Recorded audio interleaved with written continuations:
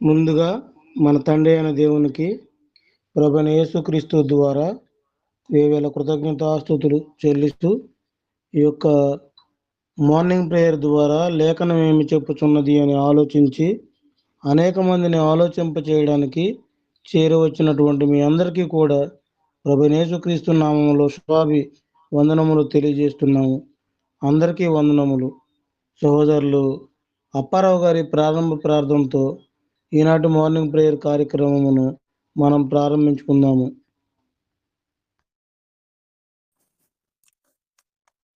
Hello, అందరికి వందనాలండి. వినిపిస్తుందా? వినిపిస్తుందా? నేను లేఖనం ఏమి చెప్పుచున్నది అనే కార్యక్రమాన్ని ప్రార్థన ద్వారా ప్రారంభించుకుందాం. అందరూ తలలో ఉంచుకుంటే ప్రార్థన. సర్వోన్నతుడు అయిన మా తండ్రి, మహోన్నతుడు అయిన మా దేవ, భూమి ఆకాశములకు అధిపతి అయిన తండ్రి, మీ ఘనమైన నామమునకు కృతజ్ఞతలు, స్తుతులు, స్తోత్రాలు చెల్లించుకుంటున్నాం. ఉదయకాలమున ఫోన్ కాంటాక్ట్ ద్వారా మమ్మలను సమకూర్చి తండ్రి మీ లేఖనమును చదువుకోవటానికి, మీ నామమును ప్రార్థించుకొనుటకు మీరు మా ఎడల చూపించిన ప్రేమను బట్టి, దయా, కృప, కనికరములను బట్టి ప్రత్యేకంగా మీ నామమునకు కృతజ్ఞతలు, స్తుతులు, స్తోత్రాలు చెల్లించుకుంటున్నాం తండ్రి. ఈ సమయంలో చేరి వచ్చినటువంటి సేవకులను తండ్రి, మీ పిల్లలు విశ్వాసులను మీరు బహుగా దీవించి ఆశీర్వదించి ఆయుర ఆరోగ్యములను ప్రసాదించి తండ్రి వారి వారి గృహములలో సర్వ సమృద్ధినిచ్చి మీరే మహిమ పొందమని ప్రార్థిస్తున్నాం. ఆయన రావలసిన వారిని సకాలంలో నడిపించమని వేడుకుంటున్నాం తండ్రి. ఈ గొప్ప భాగ్యం లేని వారికి అనుగ్రహించమని ప్రార్థిస్తున్నాం. ఈ సమయంలో వాక్యమును బోధించటానికి సిద్ధముగా ఉన్న మీ యొక్క సేవకులు, కుమారులు దేవకిరణ్ గారి కొరకు, అనిల్ బాబు కొరకు ప్రత్యేకంగా ప్రార్థిస్తున్నాం. వారికి కావలసినటువంటి మంచి జ్ఞానము, వివేకము, ఆయుర ఆరోగ్యములను, మంచి నాయన వాక్ శక్తిని ఇచ్చి మీరే ఘనత పొందమని ప్రార్థిస్తున్నాం తండ్రి. పాటలు పాడిన వారికి, వాక్యం చదివిన వారికి శక్తిని, జ్ఞానము నిమ్మని వేడుకుంటున్నాం.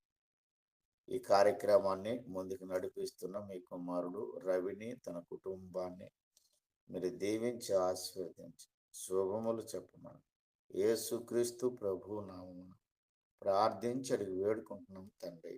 ఆమేన్.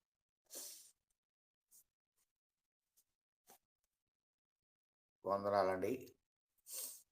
ప్రార్థన చేసినటువంటి సహోదరులు అప్పారావు గారికి ప్రత్యేకంగా వందనములు తెలియజేస్తున్నాము. ఈ మొదటి కీర్తనగా సహోదరులు అప్పారావు గారు పాడి వినిపిస్తారు.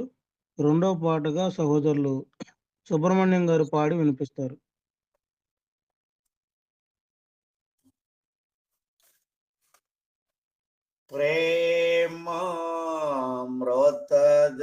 ప్రేమామృతధారలో చెందిన మన యేసుకు సమమెవరు? ప్రేమామృతధారలో చెందిన మన యేసుకు సమమెవరు? ప్రేమయే తానై నిలచి ప్రేమోక్తులనే బల్కి ప్రేమతో ప్రాణము బెట్టి ప్రేమతో ప్రాణము బెట్టి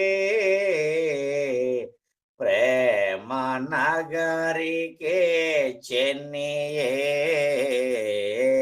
ప్రేమామృతధారలో చెందిన మన యేసుకు సమమెవరు?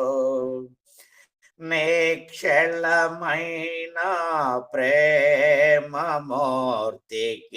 ఇళ్ళలో తోవేది నిక్షళమైన ప్రేమమూర్తికి ప్రేమమూర్తికి ఇళ్ళలో తోవేది ప్రేమ ద్రోహులే గాని ప్రియమున జేరరువాని చేరిన చెలికాడగురా చేరిన చెలికాడగురా సమయమిదే పరుగిడరా ప్రేమామృతద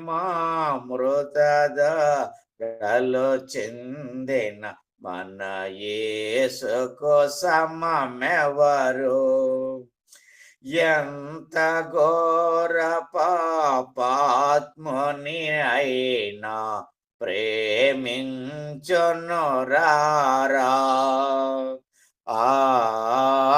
ఎంత ఘోర పాపాత్ముని అయినా ప్రేమించునురారా పాప భారముతోరారా పాదములపై బడరా పాపుల రక్షకుడేసో పాపుల రక్షకుడేసో తప్పక నిన్ను రక్షించు ప్రేమామృతధరలు చెందిన మన యేసుకు సమమెవరు ఎంత గొప్ప రక్షణను నిర్లక్ష్యము చేసేదవేళ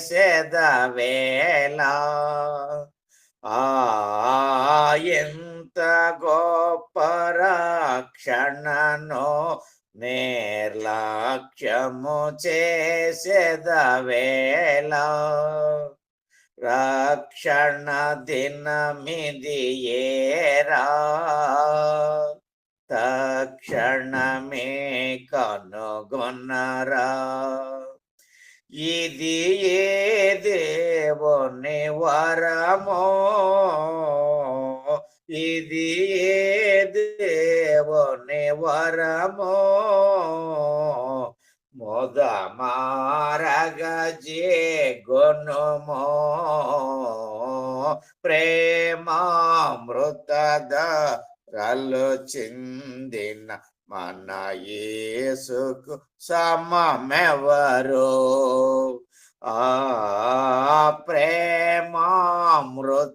ప్రేమామృతధరలు చెందిన మన యేసుకు సమమెవరు.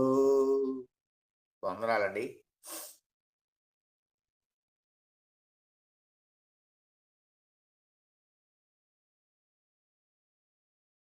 హలో, నేనేనండి. నేను బయటికి వెళ్ళాను. సుబ్రహ్మణ్యం గారు అండి. సుబ్రహ్మణ్యం ఓకే ఓకే, మంచిదండి.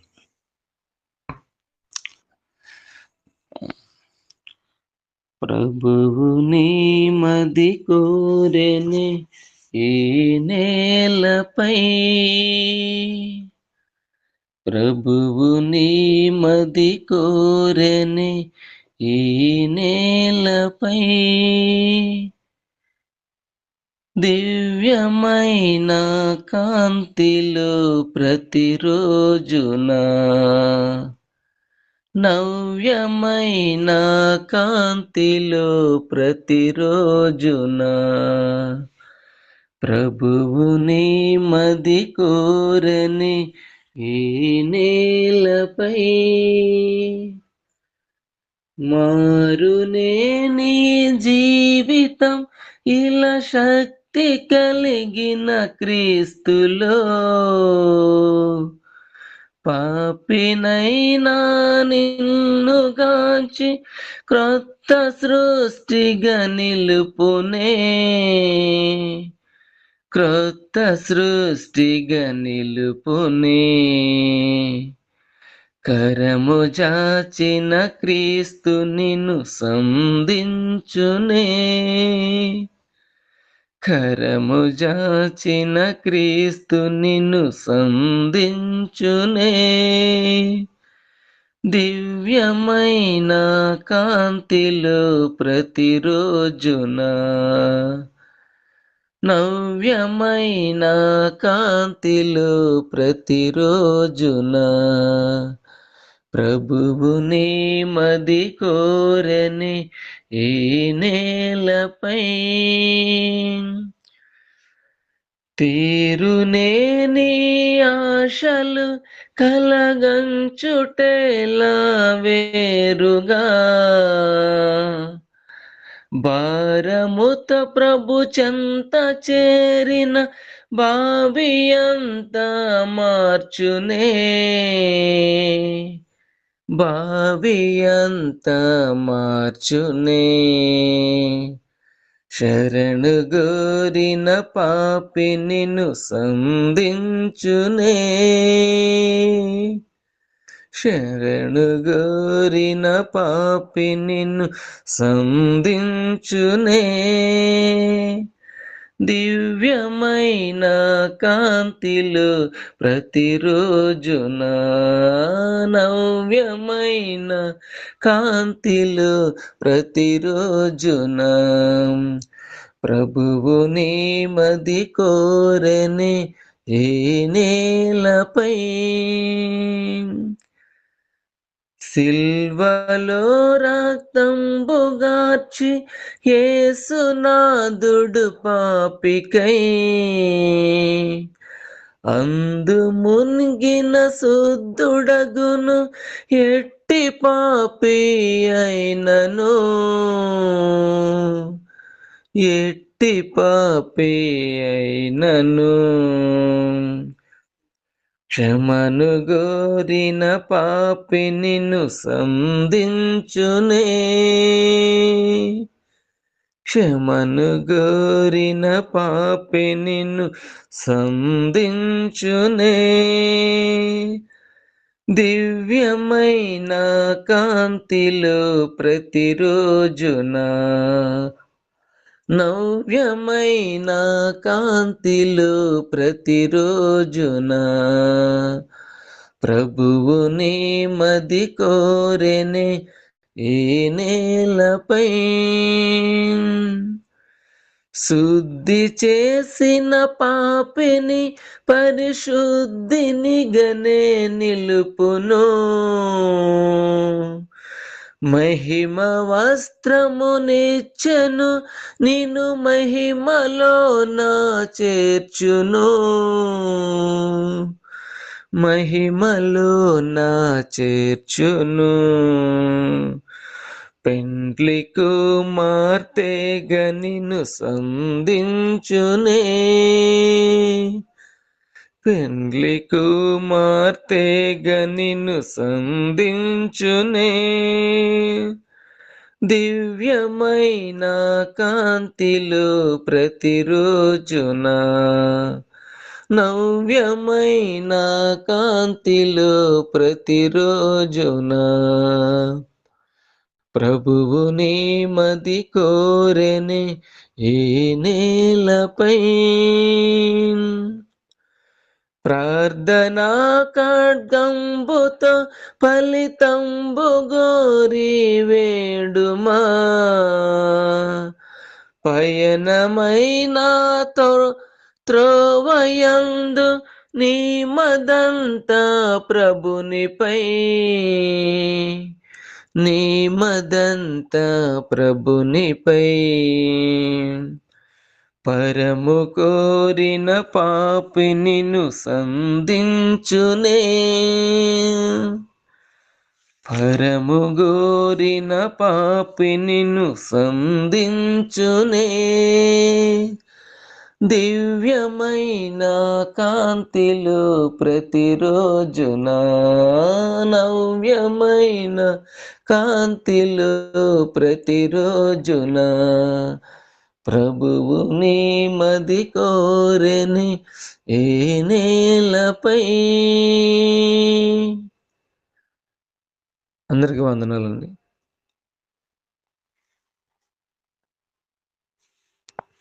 చాలా చక్కగా పాటలు పాడి దేవుని నామమును మహింపరిచినటువంటి సహోదరులు ఇరువురికి కూడా ప్రత్యేకంగా వందనములు తెలియజేస్తున్నామండి.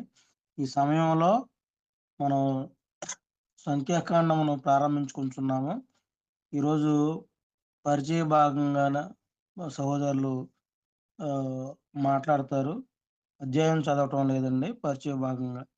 సహోదరులు అనిల్ గారు ఆదికాండము సగం నుంచి నిర్గమకాండము నిన్నటి వరకు లేవియా కాండాన్ని చక్కగా వివరించుకుంటూ మనకు వస్తున్నారు.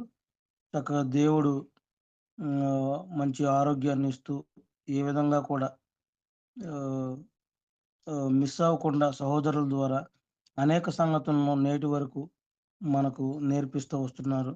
అందును బట్టి దేవునికి కృతజ్ఞతలు. సహోదరులు అనిల్ గారికి మరి ఒకసారి ప్రత్యేకంగా వందనములు తెలియజేస్తూ సంఖ్యాకాండము పరిచయ భాగమును మనకు తెలియజేయవలసిందిగా కోరుకుంటూ ప్రేమతో సహోదరులని ఆహ్వానిస్తున్నాము.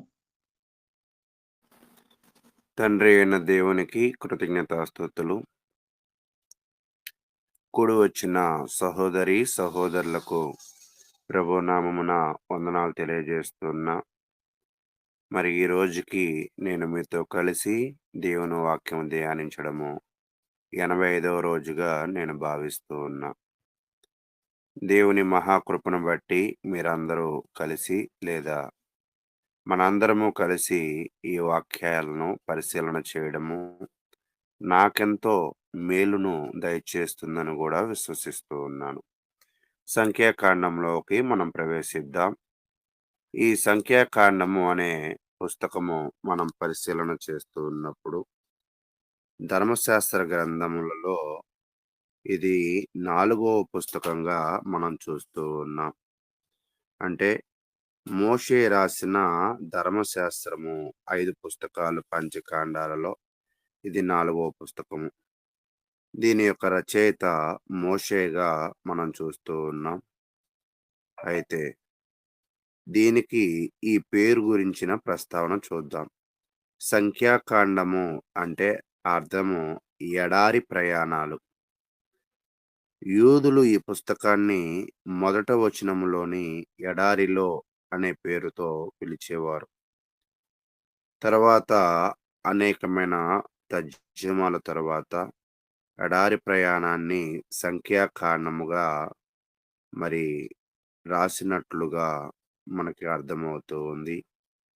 అయితే ప్రియ సహోదరులారా, ఈ సంఖ్యాకాండము అనే పుస్తకంలో పరిశుద్ధ లేఖనములలో ఉన్న అతి ప్రాముఖ్యమైన కథలకు ఇదొక పుట్టినిల్లుగా, చరిత్రకు ఇదొక పుట్టినిల్లుగా,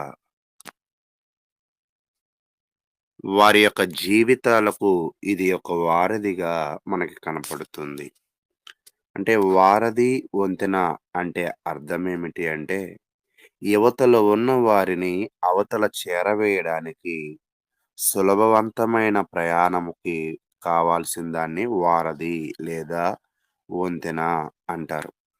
అది లేకపోతే ఆ ప్రయాణము కొంచెం ఇబ్బందిగాను అర్థం కానిదిగాను ఉంటుంది. అలాగే ఇశ్రాయేలు చరిత్ర బాగా మనకి అర్థం కావాలి అంటే ఈ సంఖ్యాకాండము చాలా స్పష్టంగా చదివినట్లయితే, నేర్చుకోగలిగినట్లయితే దీనిలో చాలా కలిగిన చరిత్రలు మనకి ఉంటూ ఉంటాయి. వీటిలో ప్రాముఖ్యమైన చరిత్ర భాగాలు ఏమిటి అంటే సంఖ్యాకాండము ఏమిటి అంటే 5 పాయింట్లలో మనం దానిని చెప్పగలం. మొదటి పాయింట్ ఏమిటి అంటే 13వ అధ్యాయాన్ని కానానుకు వెళ్ళిన 12 మంది వేగుల గురించి. అంటే మొదటి కథనము అంటే ప్రాముఖ్యమైన కథనాలు 5 కథనాలు.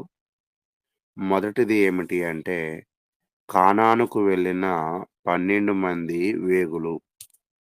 రెండవది 16వ అధ్యాయం కోరాహు యొక్క తిరుగుబాటు మరియు మరణము. తర్వాత వాళ్ళు సుమారుగా 40 సంవత్సరములు ఇశ్రాయేలీయుల యాత్ర గురించి మనమైతే చూస్తూ ఉన్నాం. ఇది మూడో పాయింట్. నాలుగో పాయింటు ఇత్తడి సర్పము గురించిన అధ్యయనము. ఇది 21 అధ్యాయంలో మనం చూస్తూ ఉంటాం. ఐదో పాయింటు గాడిదతో బీలాము యొక్క సంభాషణ అనే ఈ 5 పాయింట్లు మనమైతే చూస్తూ ఉంటాం. కాబట్టి సంఖ్యాకాండంలో ప్రాముఖ్యమైన విషయాలు కానాను వెళ్ళిన 12 మంది వేగులు, కోరాహు యొక్క తిరుగుబాటు మరియు మరణము. మూడో పాయింటు 40 సంవత్సరములు వాళ్ళ అరణ్య యాత్ర. నాలుగో పాయింటు ఇత్తడి సర్పము. ఐదో పాయింటు గాడిదతో బీలాము యొక్క సంభాషణ అనే ఆసక్తికరమైన చరిత్రలో మనం ముందుకు వెళుతూ ఉన్నాం. అయితే నిర్గమకాండము 20వ అధ్యాయం తర్వాత కొంత ఆసక్తి తగ్గే పరిస్థితి. ఎందుకంటే జనాలు ఎప్పుడూ గూడా క్రమశిక్షణ రూల్స్‌ని అంత ఇష్టపడరు. అయితే నిర్గమాకాండం 20వ అధ్యాయం నుంచి అన్నీ గూడా కొన్ని రూల్స్ అండ్ రెగ్యులేషన్స్‌తో ముందుకు వెళుతూ ఉంది. అయితే ఇప్పుడు సంఖ్యాకాండంలోకి మరలా చరిత్రను తెలుసుకోవడానికి దేవుడు మరలా ఆ కథనాలను, ఆ సన్నివేశాలను, ఆ సంభాషణలను తెలుసుకోవడానికి మరలా నిర్గమాకాండంలో ప్రముఖమైన విషయాలను దేవుడిచ్చాడు. అయితే నేపథ్యం. ఈ పంచగ్రంథాల్లో ఈ యొక్క సంఖ్యాకాండం ఏం చెప్తుంది అంటే, సీనాయి దగ్గర ఉన్నారు ఇప్పుడు వీళ్ళు. సీనాయి దగ్గర నుంచి మోయాబు మైదానానికి, మోయాబు మైదానం నుంచి కానాను దగ్గరలోకి వారు వెళ్ళడము, వారి యొక్క యాత్ర దాని గురించి తెలియజేస్తూ ఉంది. అయితే మనం ఇప్పుడు ఆదికాండం నుంచి చూస్తున్నట్లయితే, ఆదికాండము మానవాళి యొక్క ఆరంభ చరిత్రను, దేవుడు అబ్రహామును పిలుచుటను తెలియజేస్తూ ముగిసింది. తర్వాత నిర్గమకాండము ఆరంభము ఐగుప్తు దేశంలో వారి జీవితాలు బానిసలుగా ఉండడంతో ప్రారంభమయ్యి, వారిని దేవుడు సాక్ష్యపు గుడారము నిర్మించమనే ఉద్దేశము సంఘటనలతో అది ముగించబడింది. లేవి కాండము బలులు, దైవికమైన చట్టాలు, ఆచారాల గురించి ప్రారంభమయ్యి, అయితే ఆ ఆచారాలతోనే అది ముగింపబడిన పరిస్థితినైతే మనమైతే చూస్తూ ఉన్నాం. అయితే ఇప్పుడు మనం సంఖ్యాకాండంలోకి వచ్చి ఉన్నాం.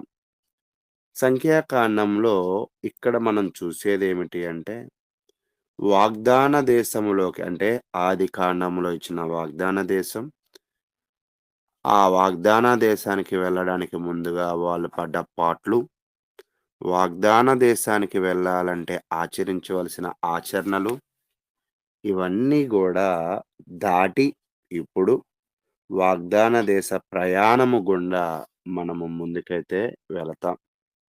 ఇది వీళ్ళు వెళ్ళడానికి 40 సంవత్సరాల ప్రయాణము ఎందుకు అలా సాగింది అనే వివరణలోకి మనమైతే వెళుతూ ఉంటాం. కాబట్టి ప్రియ సహోదరులారా, దయచేసి ప్రతి ఒక్కరు గూడా క్రమానికి వచ్చి దీనిని అధ్యయనం చేసే విషయంలోను, గ్రహించే విషయంలోను ముందు ఉండవలసిందిగా ప్రేమపూర్వకంగా కోరుకొనుచూ ఉన్నాను. అయితే దీనిలో ఇంకొంచెం లోతైన వివరాలతో మనం ముందుకు వెళదాం.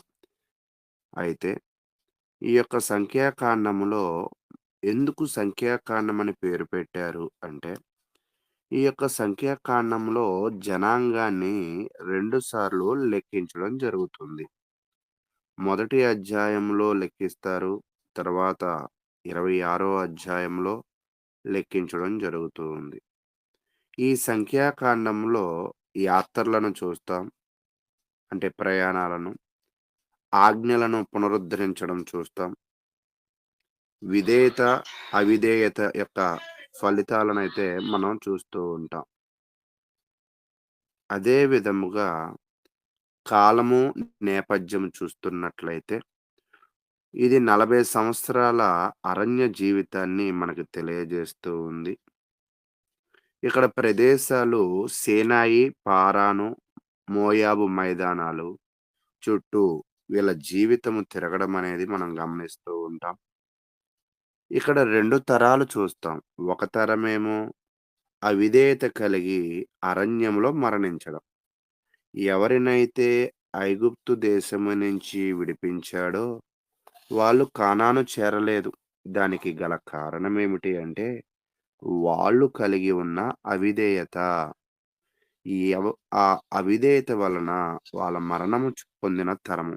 తరువాత విధేయతకు పిలువబడిన కొత్త తరం. అంటే అవిధేయతతో ఒక తరం ముగింపబడితే, విధేయతతో కొత్త తరాన్ని దేవుడు పిలిచినట్లుగా చూస్తూ ఉన్నాం. కాబట్టి దీనిలో ప్రధానమైన అంశాలు చూస్తున్నట్లయితే, దేవుని పరిశుద్ధత, క్రమం.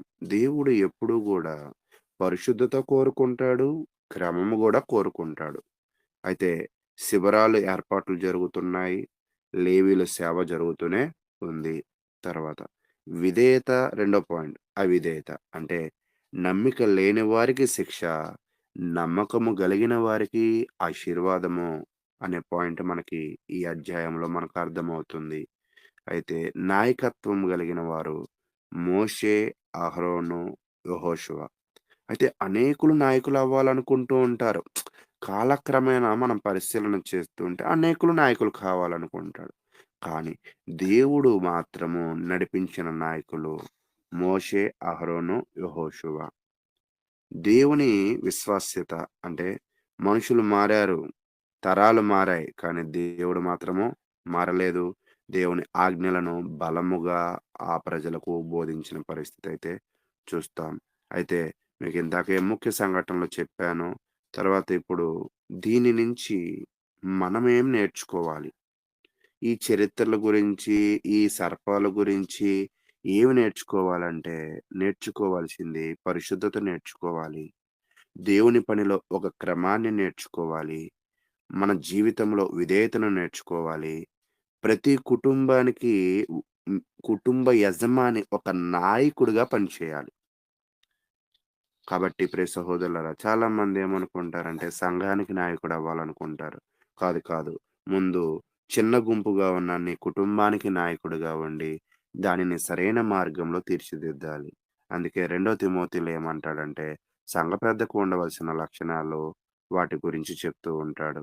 అయితే ప్రియ సహోదరులారా, చిన్న గుంపుగా ఉన్న నీ కుటుంబానికి నాయకత్వ లక్షణాలను వహించి, నీ కుటుంబాన్ని పరిశుద్ధతలోను, క్రమములోను, విధేయతలోను, దేవుని యందు నమ్మికలోను నువ్వు ఆశీర్వాదం పొందగలిగితే, అప్పుడు దేవుడే నీకిస్తాడు. ఏ పనిని అప్పచెప్పాలన్నా గూడా. కాబట్టి అటువంటి గొప్ప విషయాలు నేర్చుకుంటాం. ఎందుకంటే ఈ అధ్యాయంలో కొంత రసాబస కార్యక్రమాలు. నాయకత్వం కోసం గొడవలాడుకోవడం. అయితే ఎప్పుడైనా నాయకత్వము అనేది దేవుడివ్వాల్సిందే. మనం లాక్కోవాలనుకుంటే అది ఎక్కడ దొరకదు. స్థలాలు మారుతూ ఉంటాం. స్థానాలు మారుతూ ఉంటాం. పరిస్థితులు మారుతూ ఉంటాయి. కానీ మనం నాయకుడు మాత్రం అవ్వలేం. ఒక వ్యక్తి నాయకుడు అవ్వాలంటే ఎటువంటి ప్రణాళికబద్ధంగా ఉండాలనేది గూడా ఇక్కడ చక్కటి విషయాలు నేర్చుకుంటాం. అయితే దేవుడు క్రమాన్ని కోరుతున్నాడు. అవిధేయతను అలస్యం చేస్తున్నాడు. విధేయతతో ముందుకు నడిపిస్తున్నాడు. ప్రయాణము కష్టమైన దేవుని వాగ్దానాలు నిలిచే ఉంటాయి అనేది మనం తెలుసుకోవాల్సిన విషయం. ఇక్కడ ప్రతి పుస్తకంలో గూడా యేసుక్రీస్తుతోనే కనెక్షన్ ఉంటుంది. కానీ అది అర్థం కాని పరిస్థితి. అయితే ఇక్కడ ఇత్తడి సర్పాన్ని చూస్తే వాళ్ళు స్వస్థత నొందినట్లుగా యేసు శిలువ వైపు ఎత్తబడ్డాడు ఇత్తడి సర్పం వలె. అయితే యేసును చూసిన మనము గూడా జీవాన్ని పొందడానికి, ప్రాణాలు కాపాడుకోవడానికి, ఆత్మీయత కాపాడుకోవడానికి అవకాశమైతే ఉంది. వాళ్ళ యొక్క జీవితంలో అరణ్య మార్గంలో ప్రయాణించారు. అవును. వాళ్ళకి దేవుడు మార్గదర్శకుడుగా ఉన్నాడు. ఈరోజు క్రైస్తవులమైన మన జీవితాలకి దేవుడే ఈ ఈ లోకము అనే ఈ అరణ్యములో మనకి నిజమైన మార్గదర్శకుడు యేసే అని మనమైతే గ్రహించాలి. కాబట్టి ప్రియ సహోదరులారా, దేవుడు క్రమాన్ని కోరే దేవుడు. జనాంగాన్ని ఆయన లెక్క వేయించాడు. 1 అధ్యాయంలో, 26వ అధ్యాయంలో. అంటే ప్రతి వ్యక్తికి ప్రతి వ్యక్తి దేవునికి విలువైనవాడు. ఒక్కోసారి కొన్ని స్థానిక సంఘాలు చూస్తున్నప్పుడు, మీరు వస్తే రండి, రాకపోతే రాకపోండి" అంటూ ఉన్న సేవకులు ఉంటూ ఉంటారు. కానీ మనం నేర్చుకోవాల్సిన విషయం ఏంటంటే, ప్రతి విశ్వాసి దేవుడికి అవసరమే. తర్వాత శిబిరము యొక్క క్రమం, గందరగోళం కాదు, ఆత్మీయ క్రమం కావాలని దేవుడైతే కోరుకునేవాడిగా ఉన్నాడని మనం నేర్చుకుంటూ ఉన్నాం. అయితే ప్రియ సహోదరులారా, ఇక్కడ మనం నేర్చుకోవాల్సిన ఇంకొక విషయం ఏమిటి అంటే, ఫస్ట్ క్రమము, దేవుని పిలుపుని మనం చూసాం. తదుపరి అవిధేయత. అరణ్యంలోనే తిరుగుతూ ఉన్నారు. ఈళ్ళు అరణ్యంలో తిరుగుతూ ఉండి అవిధేయులయ్యారు. ఎందుకంటే ఎప్పుడు ఫిర్యాదులే. ఈరోజు నిజంగా ఒక్కో చోట కొన్ని కుటుంబాలలో, కొన్ని వ్యాపారాలలో, ఉద్యోగాలలో పని తక్కువ, ఫిర్యాదులెక్కువ. విశ్వాసం తక్కువ, అవిశ్వాసం ఎక్కువ. ఒక్కోసారి ఒట్టి మాటలను కట్టిపెట్టి గట్టి పనులను చేపడదాం అని కొన్ని విషయాలు గూడా చెప్తూ ఉంటారు. ఈళ్ళు ఒట్టి మాటలతో వాళ్ళ జీవితాన్ని కొనసాగించారు. ఉట్టి మాటలకే అంకితమైపోయారు. అందుకే కొత్త నిబంధనలో గూడా మీ వాదోపవాదనలు పక్కన పెట్టి, మీ సంశయములను పక్కన పెట్టి, ప్రభువు కార్యముల మీద దృష్టి పెట్టండి అన్నాడు. వీళ్ళు వాళ్ళ జీవితంలో దేవుని మాట మీద దృష్టి పెట్టకపోవడం వల్ల త్వరగా జరిగేది గూడా ఆలస్యంగా జరిగింది. అదని ఇక్కడ నేర్చుకుంటూ ఉంటాం. తర్వాత దేవుని కృప తిరిగి మార్గం చూపుతుంది. చూడండి, వాళ్ళు క్రమంగా లేరు, అవిధేయులుగా ఉన్నారు. కానీ దేవుడు మరలా ప్రతి వ్యక్తి ఆయనకు అవసరం గదా! ప్రతి వ్యక్తి రక్షింపబడడం కోరుకుంటున్నాడు గదా! కాబట్టి మరలా వాళ్ళ ప్రాణాలు పోకుండా ఇత్తడి సర్పాన్నిచ్చాడు. దానిని చూసిన వారికి జీవాన్ని దయచేశాడు అనేది మనమైతే చూస్తూ ఉన్నాం. అయితే ప్రియ సహోదరులారా, దీనిలో కొంతమంది కోరాహు తిరుగుబాటు చేసినట్లుగా మనం చూస్తూ ఉన్నాం. అయితే మోషే ప్రార్థించినట్లుగా చూస్తూ ఉన్నాం. నిజంగా మన జీవితంలో మనము తిరుగుబాటు చేసేవారిగా ఉన్నామా? ప్రార్థించేవారిగా ఉన్నామా? ఏ జీవితంలో సమస్యలు లేవు. ఏ కుటుంబంలో సమస్యలు లేవు. ఏ సంఘములో సమస్యలు లేవు. పరిష్కారము తిరుగుబాటు కాదు. పరిష్కారము ప్రార్థనే అనేది మనం గ్రహించాలి. ఎవరైతే దేవుడి మీద ఆధారపడతారో, దేవుని వాగ్దానాల మీద ఆధారపడతారో, వాళ్ళు ఎప్పటికీ గూడా వారి ఉద్యోగాలలో, వాళ్ళ యొక్క కుటుంబాలలో, వారి సంఘాలలో వారు దేవునికి లోబడుతూ ప్రార్థన చేసుకుంటారు గానీ, తిరుగుబాటు చేయరు. తిరుగుబాటు చేసి నేను దేవుని కోసం చేస్తున్నానన్న ఇక్కడ కోరాహు అయితే నాశనమైపోయాడు. కాబట్టి ప్రియ సహోదరులారా, ఈ అధ్యాయంలో చాలా విలువైన విషయాలు నేర్చుకునే గొప్ప అవకాశం దేవుడు మనకిచ్చాడు. అయితే దేవుడు తిరుగుబాటు చేసిన వారిని నాశనం చేసి, మళ్ళా కొత్త ఆశలతో కొత్త తరాన్ని యోర్దాను ప్రయాణం అయితే చేయిస్తాడు. ఆ తరము వారేమో ఎర్ర సముద్రాన్ని చూస్తారు. ఈ తరము వారేమో యోర్దాను నదిని చూసినట్లుగా గూడా మనం చూస్తూ ఉన్నాం. కాబట్టి నీ ప్రయాణంలో నువ్వెలా ఉన్నావు? క్రమంగా ఉన్నావా? అవిధేయుడిగా ఉన్నావా? తిరుగుబాటుదారుడిగా ఉన్నావా? లేదా దేవుని మీద ఆశ కలిగి ఉన్నావా? ఆలోచన చేయండి. అయితే ఇక్కడ నాయకత్వము మోషే వహించాడు. క్రైస్తవులకి నాయకత్వం యేసు వహిస్తాడు. అక్కడ రక్షణ ఇత్తడి సర్పం ద్వారా వచ్చింది వాళ్ళ ప్రాణాలకి. ఇక్కడ ఆత్మీయులకు రక్షణ శిలువ ద్వారా వస్తుంది. వాళ్ళ ప్రయాణము అరణ్యములో ఉన్నారు. మన ప్రయాణము జీవమార్గం వైపు వెళ్ళాలి అని తెలియజేస్తూ ఉన్నాను. అయితే ప్రియ సహోదరులారా, ఇంకొన్ని విషయాలను మీతో పంచుకుంటాను. అయితే ఇక్కడ కొన్ని ప్రశ్నలు నేనే వేస్తాను. దాని ఆన్సర్‌లు గూడా నేనే చెప్పడానికి ప్రయత్నిస్తాను. మీరు దానిని పరిశీలన చేయండి. అరణ్య జీవితం మన జీవితాన్ని ఎలా పోలి ఉంది? సమాధానం ఏమిటి అంటే, అరణ్య జీవితంలో వాళ్ళు ఎలా ఉన్నారంటే, రకరకాలుగా ఉన్నారు. కానీ మన జీవితాన్ని ఎలా పోలుందంటే, ఆళ్ళకొచ్చిన విధంగానే పరీక్షలు వస్తాయి. మనము గూడా నిర్ణయాలు తీసుకోవాలి. దేవుని మీద మనము ఆధారపడాలి. కాబట్టి మన ఈ లోక అరణ్య జీవితంలో మనము పరీక్షలు, నిర్ణయాలు, దేవుడి మీద ఆధారపడవలసిన సంఘటనలు ఉన్నాయి. అయితే నువ్వెలా ఉన్నావు పరిశీలన చేసుకో. రెండో ప్రశ్న. ఇశ్రాయేలీయులు ఎందుకు వాగ్దాన భూమిలోకి వెంటనే వెళ్ళలేకపోయారు? అంటే చాలా మందికి ఒక ప్రశ్న రావాలి. యాకోబు సంతానం ఆహారం అయిపోతే ఆదికాండంలో ఆహారం కొరకెళ్తారు. షిమ్యోనుని పట్టేసుకుంటాడు యోసేపు. ఎళ్ళండి బెన్యామీనుని తీసుకురండి అంటాడు. బెన్యామీనుని తీసుకొస్తారు. తర్వాత ఆళ్ళ తండ్రిని తీసుకొస్తారు. ఇలా 2, 3 సార్లు ట్రిప్పులు ఇశ్రాయేలు ప్రజలుగా ఉన్నవాళ్ళు ఐగుప్తు దేశం నుంచి కానాను దేశానికి తిరిగారు. చాలా తేలికగా, అవలీలగా, సునాయాసంగా. కానీ వీళ్ళెందుకు తొందరగా వెళ్ళలేకపోయారు అంటే సమాధానం. ఒక్కోసారి మనం గూడా కొన్ని పనులు చేయాలనుకుంటాం, తాపత్రయపడతాం, కష్టపడతాం, రాత్రింబగళ్ళు దాని కొరకు ఏదేదో చేస్తూ ఉంటాం. కానీ ఎందుకు మనం చేయలేకపోతాము అంటే ఇక్కడ వీళ్ళని చూసి నేర్చుకోవాలి. నమ్మికలేమి అంటే నమ్మకములో అపనమ్మకం కలిగి ఉండడం, భయము, మన జీవితంలో ఫిర్యాదులు, దేవుని మాట మీద మనకి నమ్మకం లేకపోవడం. కాబట్టి మనం ఇక్కడ చూడవలసిందేంటంటే సమస్యను పెద్దగా చూస్తారు. వాగ్దానాన్ని చూడరు. వాగ్దానాన్ని జూస్తే సమస్య మనకు కనపడదు. తర్వాత మూడో ప్రశ్న. ఇత్తడి సర్పం కథ మనకేం నేర్పుతుంది? అంటే ఇక్కడ ఇత్తడి సర్పం మనకేం నేర్పుతుందంటే సమస్యని కాదు, పరిష్కారాన్ని చూడాలి. మనకెప్పుడు సమస్యది, సమస్యది, సమస్యది అని కుటుంబాలలో, ఉద్యోగాలలో, సంఘాలలో సమస్య మీదే పుండు మీద కారం జల్లుకుంటూ ఉంటాం గానీ, పరిష్కార మార్గం చూపించేది దేవుడు అనేది అర్థమవుతుందా?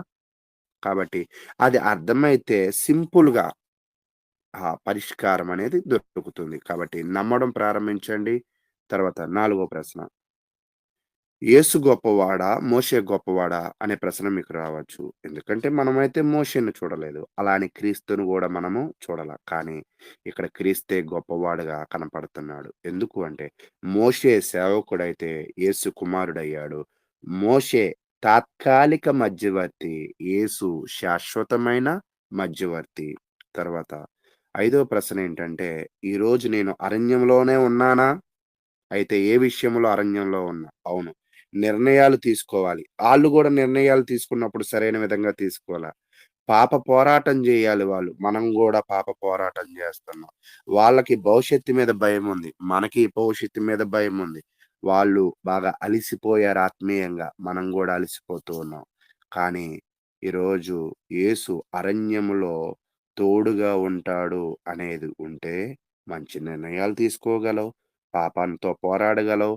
భవిష్యత్తులో ముందుకెళ్ళగలవు. ఆత్మీయంగా అలవకుండా ఉండగలవు. కానీ అలా లేకపోతే మనం పాడైపోయే అవకాశం అయితే ఉంటుందని దేవుని వాక్యాన్ని బట్టి నేను మిమ్మలను హెచ్చరిస్తూ ఉన్నా. కాబట్టి ప్రియ సహోదరులారా, దేవుడు మనలను తయారు చేసే స్థలము. వాళ్ళని అక్కడ అరణ్యము అనేది వాళ్ళకి శిక్ష అని అనుకుంటున్నారు. కానీ అది శిక్షణగా భావించాలి. వస్తున్న సమస్యలు శిక్షగా భావించొద్దు. శిక్షణగా భావించండి. ట్రైనింగ్‌గా భావించండి. కాబట్టి అక్కడ సౌకర్యం లేదని, స్పష్టత లేదని, పరీక్షలు ఉన్నాయని సణిగారు, గొణిగారు. ఈరోజు మనం గూడా మన జీవితంలో జరుగుతున్న పరిస్థితులను శిక్షగా భావించొద్దు. పోరాటాలు చేయొద్దు. తిరుగుబాట్లు చేయొద్దు. శిక్షణగా భావించడానికి ప్రయత్నం చేయండి. అయితే ఈరోజు దేవుడు ప్రజలను లెక్కపెట్టినట్లుగా, దేవుడు నిన్ను గూడా తల వెంట్రుకలను లెక్కపెట్టినట్లుగా నిన్ను గూడా లెక్క వేస్తాడు. నిన్ను గూడా లెక్క వేసి నువ్వనుకోవచ్చు నన్నెవరు పట్టించుకోవట్లేదని. దేవుడు పట్టించుకుంటున్నాడు. దేవుడు నిన్ను జూస్తున్నాడు. దేవుడు నిన్ను లెక్క వేస్తూ ఉన్నాడు. పరిశీలన చేయండి. అయితే వీళ్ళ అవిధేయతకు ఇశ్రాయేలు సమస్యేంటంటే దేవుడు లేరు. ఆహారం లేదు. మార్గం లేదు అని అంటున్నారు. అంటే ఎందాక ఇలా సొనుగుడు, గొణుగుడు వాళ్ళ జీవితాలను ఆర్పడానికి ప్రథమ కారణం వాళ్ళ సొనుగుడు, గొణుగుడు. ఎందుకు సొనిగారు? ఎందుకు గొణిగారంటే దేవుడి మీద నమ్మకం లేదు మొదటిగా. ఆహారం లేదు రెండోదిగా. మార్గమేమో ఇబ్బందిగా ఉంది మూడోదిగా. కాబట్టి నమ్మకము లేని ప్రయాణం చేయొద్దు దయచేసి. దేవుడి మీద నమ్మకం కలిగి ఉండండి. అయితే ఏమంటున్నారు ఈళ్ళు? ఈజిప్టే బాగుండేది. అంటే ఎందుకో తెలుసా? పూజించడానికి విగ్రహాలు ఉండేవి. తినడానికి మాంసాలు ఉండేయి. ఒక బ్యూటిఫుల్ సిటీ ఐగుప్తు దేశం కాబట్టి. అది వదిలేసి ఈ అరణ్య ప్రయాణాలు మనకెందుకు అనే వీళ్ళ బాధ, వీళ్ళ భయం. కాబట్టి దేవుడు పిలుపులో ఒక్కోసారి కొన్ని ఇబ్బందులు ఉంటాయి. కానీ ఆ పిలుపుకు లోబడితే, అది శిక్షణగా భావిస్తే, ఆ పిలుపులో, ఆ నొప్పిలో, ఆ ట్రైనింగ్‌లో నువ్వు గొప్ప ప్రతిఫలం పొందడానికి అవకాశం ఉంటుంది. కాబట్టి అన్నీ బాగున్న దగ్గర నువ్వేం పని చేస్తావు? ఏమీ లేని దగ్గరే, అంటే నీ కుటుంబం బలహీనపడినప్పుడే, నీ సంఘం బలహీనపడినప్పుడే నువ్వు గట్టిగా నిలబడి ఒక నాయకుడిగా, ప్రార్థనగా ముందుకు తీసుకువెళ్ళడానికి ప్రయత్నం చేయండి. అయితే ఇలా చెప్పుకుంటూ ఎళ్తే చాలా విషయాలున్నాయి. కానీ నేనేం చెప్పాలనుకుంటున్నానంటే, ఈరోజు ఒక నిర్ణయంతో మీరు ఆలోచించేయండి. మనం గూడా వాళ్ళలాగే అరణ్యంలో ఉన్నాం. మనం గూడా వాళ్ళలాగే గందరగోళంలో ఉన్నాం. మనం గూడా వాళ్ళలాగే భయపడుతూ ఉన్నాం. కానీ భయాలను పక్కన పెట్టండి. యేసు వైపు చూడండి. ఇత్తడి సర్పాన్ని వైపు చూసిన వారిని దేవుడు కాపాడినట్లుగా మిమ్మల్ని గూడా ఈ అరణ్య ప్రయాణంలో, ఈ లోక ప్రయాణంలో దేవుడు మిమ్మల్ని కాపాడునుగాక. ఇప్పటిదాకా ఓపిక విన్న మీ అందరికీ ప్రభు నామమున వందనాలు. ఇప్పటి వరకు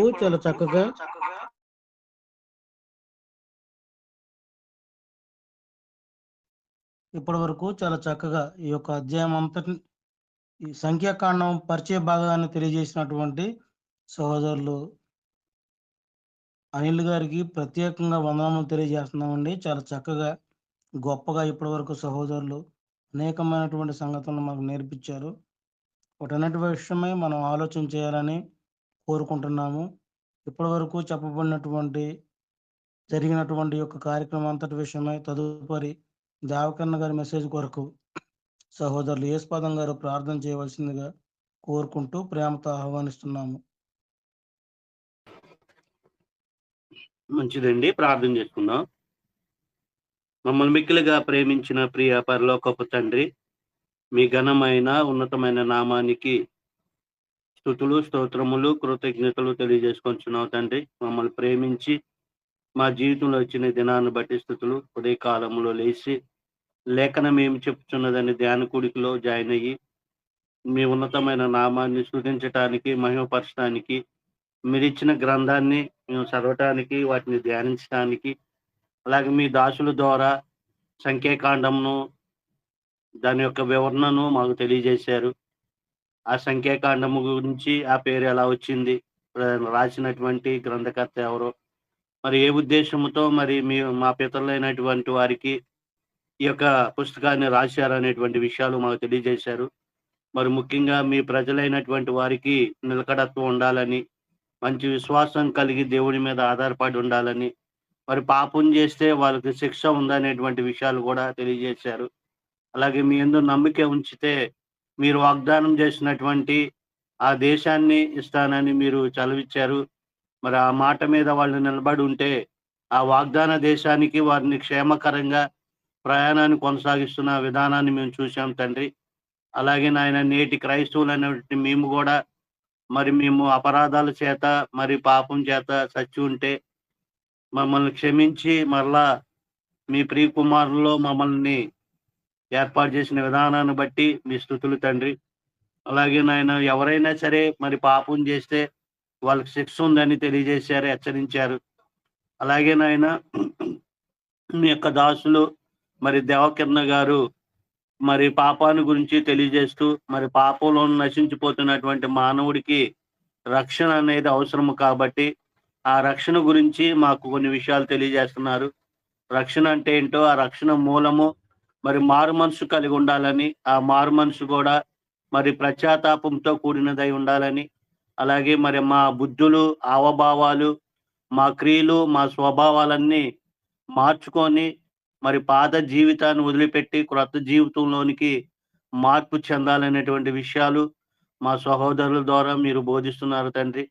అలాగే మరి ఈరోజు ఏమైతే మరి మీ ప్రజల మధ్యకి బోధించడానికి మరి సిద్ధం చేసుకొని వచ్చారో, ఆ సిద్ధపరిచినటువంటి లేఖన భాగాల్ని స్పష్టంగా వివరించేటువంటి మరింత జ్ఞానాన్ని, జ్ఞాపశక్తిని మీ దాసులకు దయచేయమని కోరుకుంటూ, వినుసున్నటువంటి మాకును గ్రహించి పరిశీలన చేసేటువంటి ఆలోచన దయచేయమని కోరుకుంటూ, ఈ మనవులు మీ ప్రియకుమారుడును మా ప్రభువును రక్షకుడైన యేసుక్రీస్తు నామంలో ఈ మనవులన్నీ అడిగి వేడుకొనుచున్న ప్రియ పరలోకపు తండ్రి. ఆమేన్. ప్రార్థన చేసినటువంటి సహోదరులు యేసుపాదం గారికి ప్రత్యేకంగా వందనములు తెలియజేస్తూ, ఈ సమయంలో సహోదరులు దేవకన్న గారు వారికి ఇవ్వబడినటువంటి సమయం అంతటిని కూడా సంపూర్ణంగా వినియోగించి దేవుని యొక్క వాక్యమును మనకు వినిపించాలని కోరుతూ ప్రేమతో ఆహ్వానిస్తున్నాము.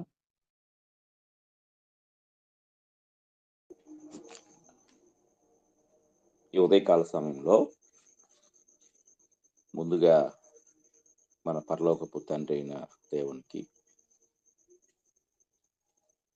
నా కృతజ్ఞతాస్తుతులు చెల్లిస్తూ ఉన్నాను. అలాగే వాక్యమును వినుటకు సిద్ధంగా ఉన్న ప్రియ సహోదరులందరికీ కూడా నా హృదయపూర్వకమైన వందనములు తెలియజేస్తూ ఉన్నాను. ప్రియమైన వాట్లారా, రక్షణను గూర్చిన సత్యము అనే పాఠాన్ని నిన్నటి దినాన మనము ప్రారంభించుకున్నాం. అందులో మారు మనస్సును గూర్చి మనము కొన్ని విషయాలు ధ్యానించాం. అందులో చివరిగా మారు మనస్సు అంటే మారు మనస్సు యొక్క ప్రత్యక్షత ఏమిటి అనేది మనం ఆలోచించినప్పుడు 4 విషయాలు మనం చెప్పుకుని ముగించాం. అందులో ఒకటి బుద్ధిలో మార్పు, భావాలలో మార్పు, ఇష్టములో మార్పు, చర్యలలో మార్పు అనే విషయాలు మనం ధ్యానించాం. ఇక్కడ మనం మొదటిగా బుద్ధిలో మార్పును గురించి ఒక ఉదాహరణ మనము చూద్దాం. అంటే బుద్ధిలో మార్పు అంటే ఎలా ఉంటుంది? లూకాసు వార్త 15వ అధ్యాయము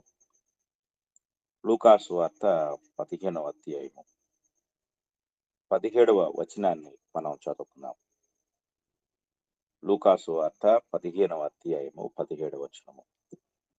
అయితే బుద్ధి వచ్చినప్పుడు వాడు, నా తండ్రి యొద్ద ఎంతో మంది కూలివాళ్లకు అన్నము సమృద్ధిగా ఉన్నది, నేనైతే ఇక్కడ ఆకలికి చచ్చిపోవచ్చున్నాను. నేను లేచి నా తండ్రి యొద్దకు వెళ్ళి, తండ్రి, నేను పరలోకమునకు విరోధముగాను నీ ఎదుటను పాపము చేసి తిని ఇక మీదట నీ కుమారుని అనిపించుకున్నటకు యోగ్యుడను కాను. నన్ను నీ కూలివారిలో ఒకనిగా పెట్టుకొనుమని అతనితో చెప్పుదుననుకొని లేచి తండ్రి యొద్దకు వచ్చాను. మనము ఈ సంఘటన పరిశీలించినట్లయితే తప్పిపోయిన కుమారుడు అనే ఈ ఉపమానంలో చిన్న కుమారుడు తన తండ్రి యొక్క ఆస్తిని అంతటినీ కూడా పంచుకొని దూరదేశానికి వెళ్ళి దుర్వ్యాపారం వలన ఆస్తి అంతటినీ కూడా పోగొట్టుకుని తీవ్రమైన కరువు వచ్చినప్పుడు తినటానికి తిండి లేక ఒక పందులు మేపే వృత్తిలోనికి వెళ్ళిపోయి పందులు మేపటానికి కూడా సిద్ధపడిపోయాడు. కానీ అతనికి ఎవరు ఏమి పెట్టలేని పరిస్థితి మనం అక్కడ చూడగలం. అయితే ఆస్తి పోయింది, తండ్రి గుర్తుకు రాలేదు, తండ్రి ఇల్లు గుర్తుకు రాలేదు. ఆ తర్వాత కరువు వచ్చింది, అప్పుడు తండ్రి ఇల్లు గుర్తుకు రాలేదు. తీవ్రమైన ఆకలితో పందులు తినే పొట్టు తినాలనుకున్నాడు, అప్పటికి తండ్రి ఇల్లు గుర్తు రాలేదు. కానీ ఎప్పుడు తండ్రి ఇల్లు గుర్తు వచ్చింది అంటే ఈ 17వ వచనం చెప్తుంది, అయితే బుద్ధి వచ్చినప్పుడు అన్నమాట. అతనికి బుద్ధి వచ్చినప్పుడు అంటే అతని యొక్క బుద్ధిలో మార్పు వచ్చింది. బుద్ధి అనేది ఎప్పుడు ఉంటూనే ఉంటుంది, కానీ అప్పుడప్పుడు అది తప్పిపోతుంటుంది, చెడిపోతుంటుంది. అది మంచి వైపు వెళ్తుంది, చెడు వైపు కూడా వెళ్తుంది. అయితే ఇతను చెడు వైపు వెళ్ళినప్పుడు జీవితాన్ని పాడు చేసుకున్నాడు. అయితే ఇప్పుడు ఆ బుద్ధి చెడిపోయిన బుద్ధిలో మార్పు ఎప్పుడైతే వచ్చిందో, ఆ బుద్ధిలో మార్పు వచ్చినప్పుడు అతని జీవితము తిరిగి మరలా పూర్వ వైభవాన్ని పొందుకుంది, పూర్వపు ఆనందాన్ని పొందుకుంది, పూర్వపు సంతోషాన్ని పొందుకుంది. పోగొట్టుకున్న ప్రతి దానిని కూడా పొందుకునేలాగా చేసింది కేవలము బుద్ధిలో మార్పు వచ్చినప్పుడు. జాగ్రత్తగా గ్రహించాలి. అందుకే సామెతల గ్రంథము 4వ అధ్యాయంలో ఒక అద్భుతమైన మాట మనకి కనపడుతుంది. సామెతల గ్రంథము 4వ అధ్యాయము 7వ వచనాన్ని మనం చదువుకుందాం. జ్ఞానము సంపాదించుకున్నటయే జ్ఞానమునకు ముఖ్యాంశము, నీ సంపాదన అంతయు ఇచ్చి బుద్ధి సంపాదించుకునుము అంటాడు. బుద్ధి సంపాదించుకోవాలి అంటే ఈ పోగొట్టుకున్న ఈ యొక్క మంచి బుద్ధి మరలా తిరిగి అతనికి వచ్చింది. అంటే బుద్ధిలో మార్పు. కనుక మారు మనస్సు అంటే బుద్ధిలో మార్పు రావాలి. ఆ యొక్క మార్పు రానంత వరకు కూడా ఆ వ్యక్తి యొక్క జీవితము ఎలాంటి స్థితిని కూడా పొందలేదు. కనుక ఈ బుద్ధిలో మార్పు రాకుండా మనము బాప్తిస్మము పొందితే రక్షణ అనేది మనం పొందలేము. కనుక ఇది చాలా ప్రాముఖ్యమైన విషయం. బుద్ధిలో మార్పు అనేది రావాలి. ఆ తర్వాత మనము రెండవదిగా చేంజ్ ఆఫ్ ఫీలింగ్ అంటే మన యొక్క ఫీలింగ్స్ లో మార్పు రావాలి. అంటే భావాలలో మార్పు రావాలి. మనము ఏ విషయాన్ని గురించి అయితే ఫీల్ అవుతున్నామో ఆ విషయంలో మనము మార్పు పొందకపోతే మనము రక్షణ పొందలేము. ఉదాహరణకి అపోస్తుల కార్యముల గ్రంథము 8వ అధ్యాయము, అపోస్తుల కార్యముల గ్రంథము 8వ అధ్యాయము 22వ వచనాన్ని చదువుకుందాం. పేతురు ఇక్కడ ఒక వ్యక్తిని గద్దిస్తున్నాడు. కాబట్టి నీ చెడుతనం మానుకొని మారు మనసు నుండి ప్రభువును వేడుకొనుము, ఒకవేళ నీ హృదయాలోచన క్షమింపబడవచ్చును. నీవు ఘోర దుష్టత్వములోను దుర్నీతి బంధకములోను ఉన్నట్టు నాకు కనబడుచున్నదని చెప్పాను. అంటే ఫీలింగ్స్, ఈ ఫీలింగ్స్ అనేవి అంటే ఒక విషయాన్ని కూర్చిన భావోద్వేగాలలో మార్పు సమూలంగా రావాలి. ఇక్కడ పేతురు తీవ్రమైన కఠినమైన మాటలు మాట్లాడుతున్నాడు. ఏమిటి ఈ మాటలు అంటే, నీ హృదయము దేవుని ఎదుట సరైనది కాదు. రెండవది, ఈ కార్యమందు నీకు పాలు పంపులు లేవు. 3, నువ్వు ఈ చెడుతనాన్ని మానుకోవాలి. 4, మారు మనసు పొంది ప్రభువుని ప్రార్థించాలి. అంటే ఎవరి వ్యక్తి అనేది మనం ఆలోచించినప్పుడు, ఈ వ్యక్తి గారడీ సీమోను సమరయలో గారడీ చేస్తూ ప్రజలందరి వలన దేవుని మహాశక్తి అనబడిన వాడు ఇతడే అనిపించుకున్నవాడు.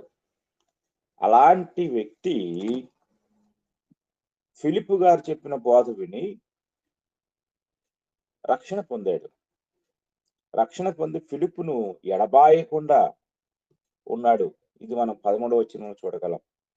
అప్పుడు సీమోను కూడా నమ్మి బాప్తిస్మము పొంది ఫిలిప్పును ఎడబాయకుండి సూచక్రియలను గొప్ప అద్భుతములను జరుగుట చూచి విభ్రాంతి నొందెను. ఆ ఫిలిప్పు గారు కూడా అనుకుని ఉండొచ్చు, పాపం ఆయన మారిపోయాడు, రక్షణ పొందాడు అనుకున్నాడు.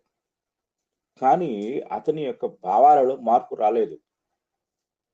ఆ తర్వాత పేతురు వచ్చి సమరయులకు చేతులుంచి పరిశుద్ధాత్మను అనుగ్రహిస్తూ ఉన్న సంఘటన కళ్ళారా చూస్తూ ఉన్నప్పుడు వారి ముందు ద్రవ్యం పెట్టి డబ్బులిచ్చి నాకు కూడా పరిశుద్ధాత్మని ఇమ్మని అడిగాడు.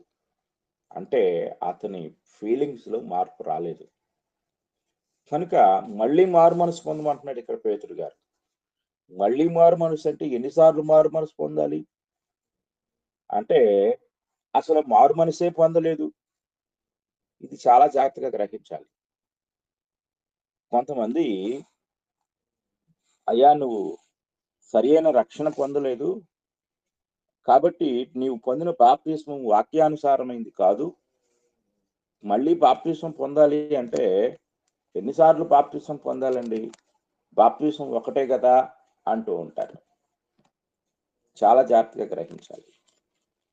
కానీ సరి అయిన విధానంలో రక్షణ పొందనంత వరకు ఒక వ్యక్తి ఎన్నిసార్లు బాప్తిస్మం పొందినా అది దేవుని యొక్క లెక్కలోనికి రాదు. ఎన్నిసార్లు రక్షించబడిన అనుభవంలోనికి వచ్చిన అది నీ మట్టుకే, కానీ దేవుని యొక్క లెక్కలో నీవు రక్షణ పొందిన వ్యక్తివి కాదు. ఇది జాగ్రత్తగా గ్రహించాలి. ఉదాహరణకి అపోస్తుల కార్యముల గ్రంథాన్ని మనం చదువుకున్నట్లయితే అపోస్తుల కార్యముల గ్రంథం 19వ అధ్యాయము 1వ వచనము నుండి చదువుకుందాం. అపోల్లో కొరింథులో ఉన్నప్పుడు జరిగినదేమనగా, పౌలు పై ప్రదేశములో సంచరించి ఎఫెసునకు వచ్చి కొందరు శిష్యులను చూచి, మీరు విశ్వసించినప్పుడు పరిశుద్ధాత్మను పొందితిరా అని వారిని అడుగగా, వారు పరిశుద్ధాత్ముడున్నాడన్న సంగతియే మేము వినలేదని చెప్పారు. అప్పుడు అతడు, అలాగైతే మీరు దేన్ని బట్టి బాప్తిస్మం పొందితిరని అడుగగా, వారు యోహాను బాప్తిస్మను బట్టియే అని చెప్పారు. అందుకు పౌలు, యోహాను తన వెనుక వచ్చు అని అనగా యేసునందు విశ్వాసం ఉంచమని ప్రజలతో చెప్పుచు మారు మనసు విషయమైన బాప్తిస్మం ఇచ్చానని చెప్పాను. వారు ఆ మాటలు విని ప్రభు అయిన యేసునామమున బాప్తిస్మం పొందిరి. తరువాత చూడండి ఇక్కడ, ఆ మాటలు విని మరలా ఏం చేశారు, వాళ్ళు బాప్తిస్మం పొందారు. అంటే ఇక్కడ మనం గ్రహించవలసిన విషయం ఏమిటంటే, మరి ఒకసారి యోహాను గారి దగ్గర మేము బాప్తిస్మం పొందాం కదా అని వారు అడగలేదు. ఎందుకంటే అక్కడ వారు పొందిన బాప్తిస్మము రక్షణార్థమైన ఆ యొక్క స్థితిని వారికి అనుగ్రహించినందున తిరిగి వారు బాప్తిస్మం పొందినట్లుగా చూడగలం. అలాగే ఇక్కడ కూడా మనం జాగ్రత్తగా పరిశీలించితే, ఇక్కడ ఫిలిప్పు మారు మనసు పొంది బాప్తిస్మం పొందాడు అని అందరూ అనుకున్నారు. కానీ బాప్తిస్మం అయితే పొందాడు కానీ మారు మనసు లేదు. కనుక ఈరోజు కూడా చాలా మంది బాప్తిస్మం అయితే పొందుతున్నారు, మారు మనసు లేదు. ఇది చాలా జాగ్రత్తగా గ్రహించాలి. అంటే ఎందులో మారలేదు? మారు మనసు అంటే మేము మారిపోయామండి అనుకుంటూ ఉన్నారు. మారు మనసు అంటే కొంతమంది, ఇంతకుముందు నేను అబద్ధాలాడాను, అది మానేస్తున్నాను. ఇంతకుముందు విగ్రహారాధన చేశాను, అది మానేస్తున్నాను. ఇంతకుముందు దొంగిలించాను, అది మానేస్తున్నాను. ఇంతకుముందు దూషించాను, ఇవన్నీ అనుకుంటున్నారు. అసలు వాటన్నిటికీ పునాది అనేది లోపల ఉంది. ఆ పునాది మీద అవన్నీ కట్టబడ్డాయి. ఆ పునాదే బుద్ధిలో మార్పు, భావాల్లో మార్పు, ఇష్టంలో మార్పు, కార్యాలలో లేక క్రియలలో మార్పు. ఈ పునాది అనేది మార్పు చెందినప్పుడు ఆ పైన కట్టబడిన బిల్డింగ్ అంతా మారిపోద్ది. ఈ పునాదే సరిగా లేదు. కనుక ముందు మనం మార్పు చెందాలి అనే ఆలోచన, ఒక తీర్మానానికి వచ్చినప్పుడు మొట్టమొదటిగా మన బుద్ధి మార్చుకోవాలి. ఆ తప్పిపోయిన కుమారులాగా 2 మన భావాలలో మార్పు రావాలి. ఇక్కడ గరడి సిమోను యొక్క ఫీలింగ్స్ లో మార్పు రాలేదు. ఇది మనం చాలా జాగ్రత్తగా ఆలోచించవలసిన వారమై ఉన్నాం. తర్వాత మనము 3వ విషయాన్ని జాగ్రత్తగా ఆలోచించినట్లయితే, ఇష్టములో మార్పు. అంటే మనకంటూ ఒక ఇష్టం ఉంటుంది, ఆ ఇష్టంలో మనకు మార్పు రావాలి. ఇది మనం చాలా జాగ్రత్తగా గ్రహించాలి. కొంతమంది ఇష్టాలను చంపుకోలేరు. ఇష్టం, నాకు ఇది చాలా ఇష్టం అండి, నేను వదులుకోలేకపోతున్నానండి. నాకు ఇది చాలా ఇష్టం అండి, నేను ఇలా ఉండటం చాలా ఇష్టం అండి. నేను ఇలాంటి హెయిర్ స్టైల్ కలిగి ఉండటం నాకు చాలా ఇష్టం అండి. నేను ఇలాంటి డ్రెస్ వేసుకోవటం నాకు చాలా ఇష్టం అండి. నేను ఇలా అలంకరించుకోవటం నాకు చాలా ఇష్టం అండి. నేను ఇలాంటి భోజనం తినటం చాలా ఇష్టం అండి. నాకు ఇలాంటి స్నేహితులంటే చాలా ఇష్టం అండి. ఇలా చెప్పుకుంటూ పోతే చాలా విషయాలు మనకి గుర్తుకొస్తూ ఉంటాయి. ఇష్టంలో మార్పు రావాలి. నీ ఇష్టాలలో మార్పు రాకపోతే నీ రక్షణ అది రక్షణార్థమైనదిగా నీకు పరిణమించదు. నీవు పొందిన బాప్తిస్మము నీకు రక్షణ అనేది అనుగ్రహించదు. చాలా జాగ్రత్తగా మనం గ్రహించవలసిన వారమైనా. నీ ఇష్టాలు ఇష్టాలుగానే ఉంటే అది మారు మనసు కాదు. నువ్వు క్రీస్తు ప్రభులోనికి వచ్చిన తర్వాత అంటే రక్షణ అనుభవంలోనికి రావాలంటే ముందుగానే నీ ఇష్టాలు మార్చుకోవాలి. ఒక అద్భుతమైన సాక్ష్యాన్ని మనం బైబిల్ గ్రంథం నుండి చదువుకుందాం. ఫిలిప్పీలకు రాసిన పత్రిక మనం చదువుకున్నట్లయితే ఫిలిప్పీలకు రాసిన పత్రిక 3వ అధ్యాయము. ఫిలిప్పీలకు రాసిన పత్రిక 3వ అధ్యాయము మనం చదువుకున్నట్లయితే పౌలు గారు ఇలా మాట్లాడుతూ ఉంటాడు. 5వ వచనం నుండి చదువుకుందాం. 8వ దినమున సున్నతి పొందితిని, ఇశ్రాయేలు వంశపు వాడనై, హెబ్రీయుల సంతానమైన హెబ్రీయుడనై, ధర్మశాస్త్ర విషయం పరిసయుడనై, ఆసక్తి విషయము సంఘమును హింసించువాడనై. ఆసక్తి అనేది అంటే ఒక మంచి ఇష్టం. ఆయన కొన్ని ఇష్టాలు ఉన్నాయి. ఇక్కడ పౌలు గారికి కొన్ని ఇష్టాలు ఉన్నాయి. ఆసక్తి విషయము సంఘమును హింసించువాడనై, ధర్మశాస్త్రము వలని నీతి విషయము అనింద్యుడనై ఉంటిని. ఇక్కడ ఈయన ఎంత చక్కగా చెప్తున్నాడో చూడండి. తన గత జీవితాన్ని గురించి, తన గత జీవితంలో తనకున్న ఆసక్తులు, ఏ విషయాల్లో ఆయనకు ఆసక్తి ఉందో, ఏ విషయాల్లో ఆయనకి ఇంట్రెస్ట్ ఉందో లేక ఇష్టం ఉందో ఆయన ఎంతో చక్కగా చెప్తూ ఉన్నాడు. ఇక 7వ వచనానికి వస్తే, అయినను ఏవేవి నాకు లాభకరములై ఉండెనో వాటిని క్రీస్తు నిమిత్తము నష్టముగా ఎంచుకుంటుని.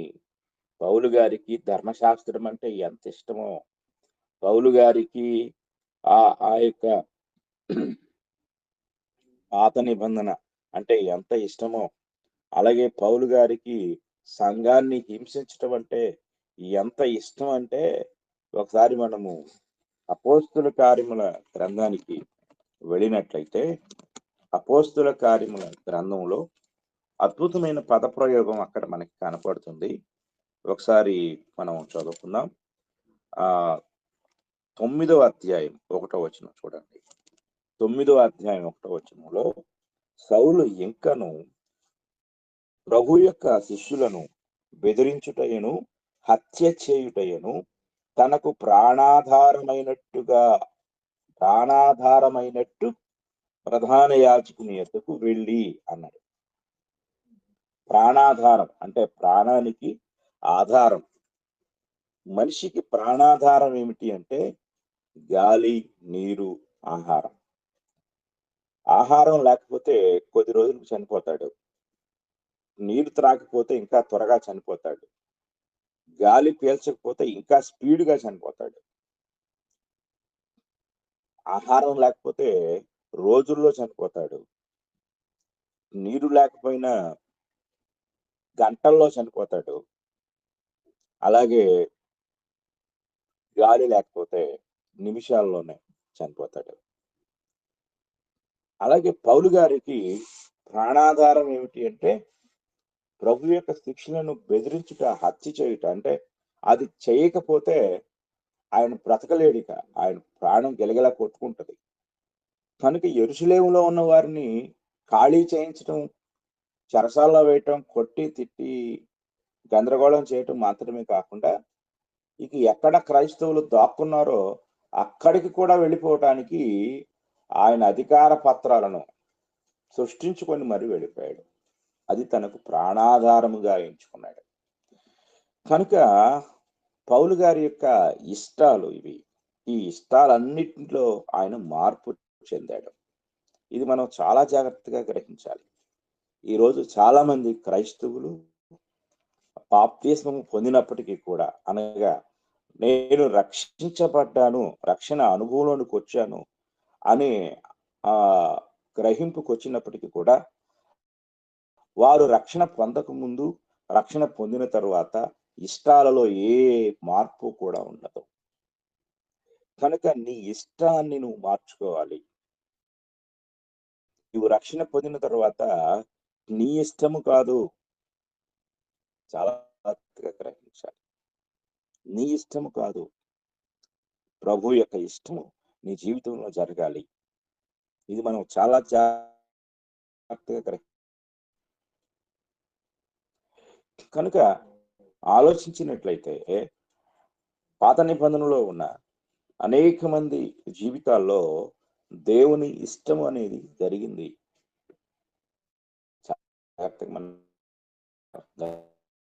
42వ అధ్యాయము 1వ వచనం నుండి మనం చదువుకున్నప్పుడు, అబ్రహాముతో దేవుడు మాట్లాడినప్పుడు అబ్రహాము అన్నాడు, చిత్తము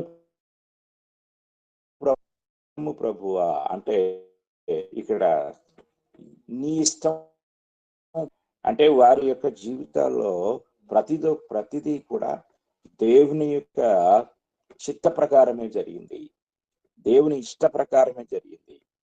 కారణం ఏమిటంటే దేవుని చిత్తానికి వారు అప్పగించుకున్నారు. దేవుని చిత్తానికి వారి యొక్క ఉద్దేశాలను, ఆలోచనలను అప్పగించుకున్నారు. వారి ఇష్టమే దేవుని ఇష్టమైపోయింది. అంటే దేవుని చిత్తానుసారంగా జీవించటమే వారి ఇష్టమైపోయింది.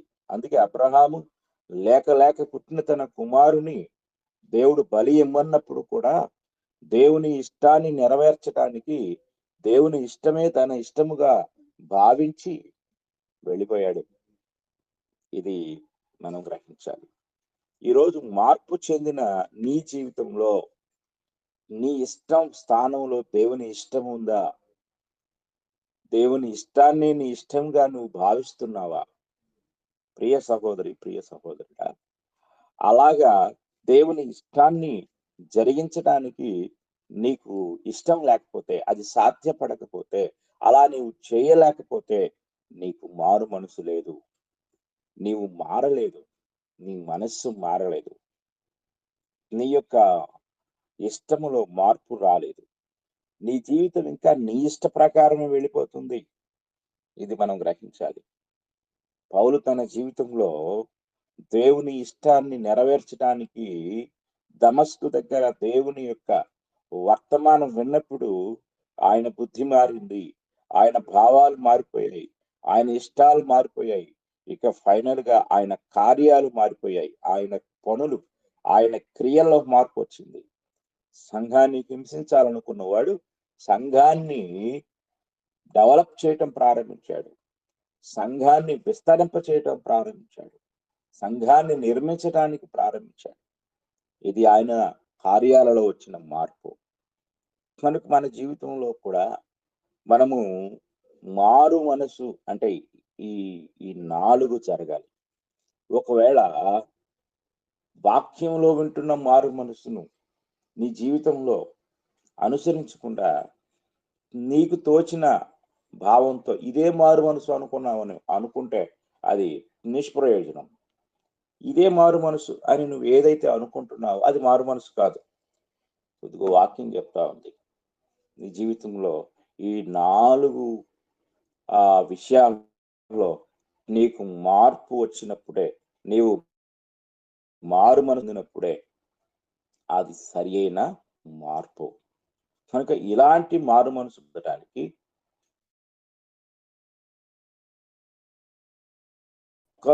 వారి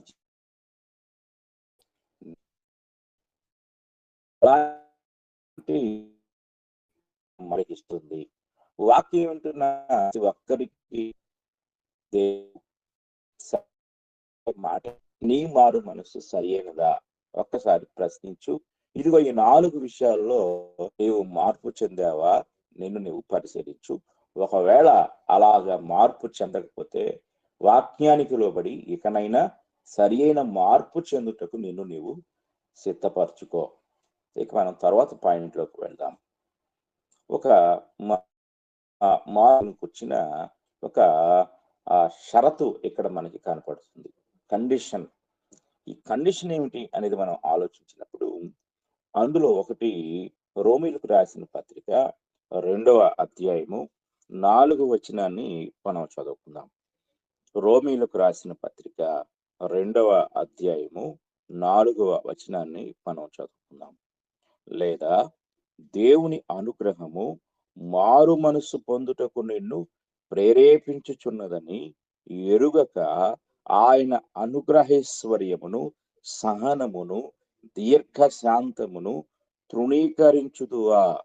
నీ కాఠిన్యమును మార్పు పొందని నీ హృదయమును అనుసరించి ఉగ్రత దినమందు, అనగా దేవుని న్యాయమైన తీర్పు బయలుపరచబడు దినమందు నీకు నీవే ఉగ్రతను సమకూర్చుకొనుచున్నావు. ఇది చాలా జాగ్రత్తగా గ్రహించాలి. దేవుడు ఒక కండిషన్ పెడుతున్నాడు ఇక్కడ. ఆయనలో ఎంత మంచితనం ఉందో ఎంతో స్పష్టంగా మనకు తెలియజేస్తూ ఉన్నాడు. దేవుని మంచితనము నిన్ను మారు మనసుకు నడిపిస్తుంది. ఆ యొక్క కండిషన్స్ లో ఒకటి దేవుని మంచితనము. అంటే దేవుడు మార్పుకు నిన్ను పిలుస్తూ ఒక కండిషన్ విధిస్తున్నాడు, షరతులతో కూడిన విధానాన్ని. ఈ షరతులతో కూడిన విధానంలో ఒకటి మారు మనస్సును గూర్చి నీకు బోధిస్తూ ఉన్నాడు. అది ఎలా అంటే ఆయన మంచితనము ద్వారా. చూడండి, ఈ మాట మనం గమనించినప్పుడు ఆయన మంచితనం ఏమిటి అంటే ఆయన దేవుని అనుగ్రహం అంటే మంచితనము. మారు మనస్సు పొందుటకు నిన్ను ప్రేరేపించుచున్నదని ఎరుగక. ఇక్కడ ఒక విషయాన్ని మనం గ్రహించాలి. పౌలు గారు ఈ యొక్క 2వ అధ్యాయాన్ని ఎవరి గురించి మాట్లాడుతున్నాడంటే యూదుల గురించి మాట్లాడుతున్నాడు. మొదటి అధ్యాయం అంతా చెడిపోయి, పాడైపోయి, పతనమైపోయి, దేవుని ఉగ్రతకు సిద్ధంగా ఉన్న అన్ని జనుల గురించి మాట్లాడాడు. మీరు 18వ వచనం నుండి చూడండి, ఎంత చాలా బాధకరమైన మాటలు అన్ని జనుల యొక్క జీవన శైలిని గురించి పౌలు గారు రాస్తూ ఉంటాడు. కొన్ని చదవటానికి, వినటానికి కూడా ఇబ్బందికరమైన మాటలు ఆ 1వ అధ్యాయం 18వ వచనం నుండి చివరి వరకు చదివితే కనపడతాయి. ఆ తర్వాత రెండవదిగా యూదుల గురించి మాట్లాడుతున్నాడు. యూదుల గురించి మాట్లాడుతూ, కాబట్టి తీర్పు తీర్చు మనుషుడా అన్నాడు. తీర్పు తీర్చే మనుషుడు ఎవరంటే యూదుడే. అందరికీ తీర్పు తీర్చేవాడు, అందరి వైపు వేలెత్తి చూపించేవాడు, అందరికంటే గొప్పవాడిని చెప్పుకునేవాడు, అబ్రహాము సంతానమని విర్రవీగేవాడు. అలాంటి వాడు కూడా ఏమంటున్నాడంటే ఆ 1వ వచనం చివరి మాట మనం చూస్తే, ఏలయనగా తీర్పు తీర్చు నీవును అట్టి కార్యములనే చేయుచున్నావు కావా. అంటే అన్ని జనులకు తీర్పు తీర్చే ఈ యూదుడు కూడా అలాంటి కార్యాలే చేస్తున్నాడు. అంటే ఒకటి, వాళ్ళకి మారు మనసు లేదు, అలాగే ఈ వీళ్ళకి మారు మనసు లేదు. 3వ వచనములు అంటాడు, అట్టి కార్యములు చేయు వారికి తీర్పు తీర్చుచు వాటినే చేయుచున్న మనుషుడా, నీవు దేవుని తీర్పు తప్పించుకొందువని అనుకొందువా? లేదా దేవుని అనుగ్రహము మారు మనస్సు పొందుటకు నిన్ను ప్రేరేపించుచున్నదని ఎరుగక. అంటే దేవుడు తన మంచితనము ద్వారా మార్పు చెందని వారి పట్ల కృప కలిగి ఇంకా ఆయన ప్రేరేపిస్తున్నాడు, నువ్వు మారు మనసు పొందు, నువ్వు మారు మనసు పొందు. అంటే పాపము యొక్క ప్రతిఫలం ఏమిటంటే అప్పటికప్పుడు ఎమర్జెన్సీ శిక్ష, అత్యవసర శిక్ష. పాత నిబంధన చట్ట ప్రకారము ఒక యూదుడు పాపం చేస్తే రాళ్లతో కొట్టి చంపేయాలి. కానీ ఇదిగో ఇక్కడ దేవుడు ఏం చేస్తున్నాడు అంటే ఆయన మారు మనస్సుకు ప్రేరేపిస్తున్నాడు. అంటే ఎప్పుడైతే ధర్మశాస్త్రము రద్దు చేయబడిందో ఆ తరువాత కృపాయుగము ప్రారంభమై ఈ కృపాకాలంలో అప్పటికప్పుడే శిక్ష యూదునికి రాకుండా క్రీస్తు ప్రభు వచ్చి కృపను అనుగ్రహిస్తూ ఉన్నాడు. ఆ కృప ద్వారా దేవుడు తన మంచితనముతో మారు మనసు పొందటానికి ప్రేరేపిస్తున్నాడు. కానీ వీళ్ళు అర్థం చేసుకోవటంలా. అందుకే ఇక్కడ అంటున్నాడు, మారు మనస్సు పొందుటకు నిన్ను ప్రేరేపించుచున్నదని ఎరుగక ఆయన అనుగ్రహైశ్వర్యమును, సహనమును, దీర్ఘశాంతమును తృణీకరించుదువా. ఆయన నీ పట్ల అనుగ్రహాన్ని కలిగి ఉన్నాడు, సహనాన్ని కలిగి ఉన్నాడు, దీర్ఘశాంతాన్ని కలిగి ఉన్నాడు. ఇంకా ఆయన నీ పట్ల దీర్ఘశాంతం వహిస్తున్నాడు, సహిస్తూ ఉన్నాడు, ఓర్చుకుంటున్నాడు. లేకపోతే నువ్వు ఎప్పుడో నాశనం అయిపోయి ఉండేవాడివి. ఎప్పుడో దేవుని ఉగ్రత నీ మీద కుమ్మరించబడి బూడిదైపోయి ఉండేవాడివి. కానీ దేవుడు నీ పట్ల తన అనుగ్రహ ఐశ్వర్యాన్ని, అంటే మంచితనాన్ని, సహనాన్ని, దీర్ఘశాంతాన్ని ప్రదర్శిస్తూ ఉన్నాడు. ఇది చాలా ప్రాముఖ్యమైన విషయం. దీనిని ఇంకా గ్రహించడం లేదు. కనుక ఒకటి, ఆయన మారు మనసు ఒక కండిషన్స్ తో కొనసాగిస్తున్నాడు. ఒకటి, ఆయన మంచితనము ద్వారా. రెండవది ఏమిటి అనేది మనం చాలా జాగ్రత్తగా పరిశీలించినట్లయితే, అపోస్తలుల కార్యముల గ్రంథము 2వ అధ్యాయము 37వ వచనం నుండి మనం చదువుకుందాం. అపోస్తలుల కార్యముల గ్రంథం 2వ అధ్యాయము 37వ వచనాన్ని మనం చదువుకున్నట్లయితే, పేతురు గారు ఒక విషయాన్ని అక్కడ యూదులతో చెప్తూ ఉంటాడు. వారు ఈ మాట విని హృదయములో నొచ్చుకుని, సహోదరులారా, మేమేమి చేతుమని పేతురును కడమ అపోస్తలులను అడుగగా, పేతురు, మీరు మారు మనస్సు పొంది పాప క్షమాపణ నిమిత్తము ప్రతి వాడు యేసుక్రీస్తు నామమున బాప్తిస్మము పొందుడి, అప్పుడు మీరు పరిశుద్ధాత్మ అను వరము పొందుదురు. ఈ వాగ్దానము మీకును మీ పిల్లలకును దూరస్తులందరికీ, అనగా ప్రభువైన మన దేవుడు తన యొద్దకు పిలిచిన వారికి అందరికీ చెందునని వారితో చెప్పాను. ఇంకను అనేక విధములైన మాటలతో సాక్ష్యమిచ్చి, మీరు మూర్ఖులకు ఈ తరము వారికి వేరై రక్షణ పొందుడని వారిని హెచ్చరించను. కాబట్టి అతని వాక్యము అంగీకరించిన వారు బాప్తిస్మము పొందిరి. అతని వాక్యము అంటే సువార్త విన్నవారు. కనుక రెండవ విషయం ఏమిటి అంటే, దేవుడు కండిషన్స్ తో కూడిన ఈ యొక్క మారు మనసు అనుభవాన్ని మనకు ఎలా అనుగ్రహిస్తున్నాడు అంటే, నశించిపోయే మన పట్ల ఆయన కనపరిచే మంచితనం ద్వారా. రెండవది, ఆయన సువార్తను మనకు అనుగ్రహించుట ద్వారా. సువార్త అనేది మారు మనసును మనకు బోధిస్తుంది. కనుక సువార్త ఎక్కడికైతే వెళ్ళిందో అక్కడ వారు మార్పు చెందారు. అంటే మారు మనస్సును మానవాళికి అనుగ్రహించుటకు దేవుడు ఇలాంటి విధానాలను ఆయన కొనసాగిస్తూ వచ్చాడు. పేతురు రాసిన పత్రిక, మొదటి పత్రిక 3వ అధ్యాయము 19వ వచనాన్ని మనం చదువుకుందాం. పేతురు రాసిన పత్రిక, మొదటి పత్రిక 3వ అధ్యాయము 19వ వచనము. దేవుని దీర్ఘశాంతము ఇంకా కనిపెట్టుచుండినప్పుడు, పూర్వము నోవహు దినములలో ఓడ సిద్ధపరచబడుచుండగా అవిధేయులైన వారి యొద్దకు, అనగా చెరలో ఉన్న ఆత్మల యొద్దకు ఆయన ఆత్మరూపిగానే వెళ్ళి వారికి ప్రకటించెను. ఆ ఓడలో కొందరు, అనగా 8 మంది నీటి ద్వారా రక్షణ పొందిరి. ఇక్కడ ఆయన ప్రకటించాడు, అంటే సువార్త అనేది వారికి ఆయన అందజేశాడు. సువార్త వారికి అందింది.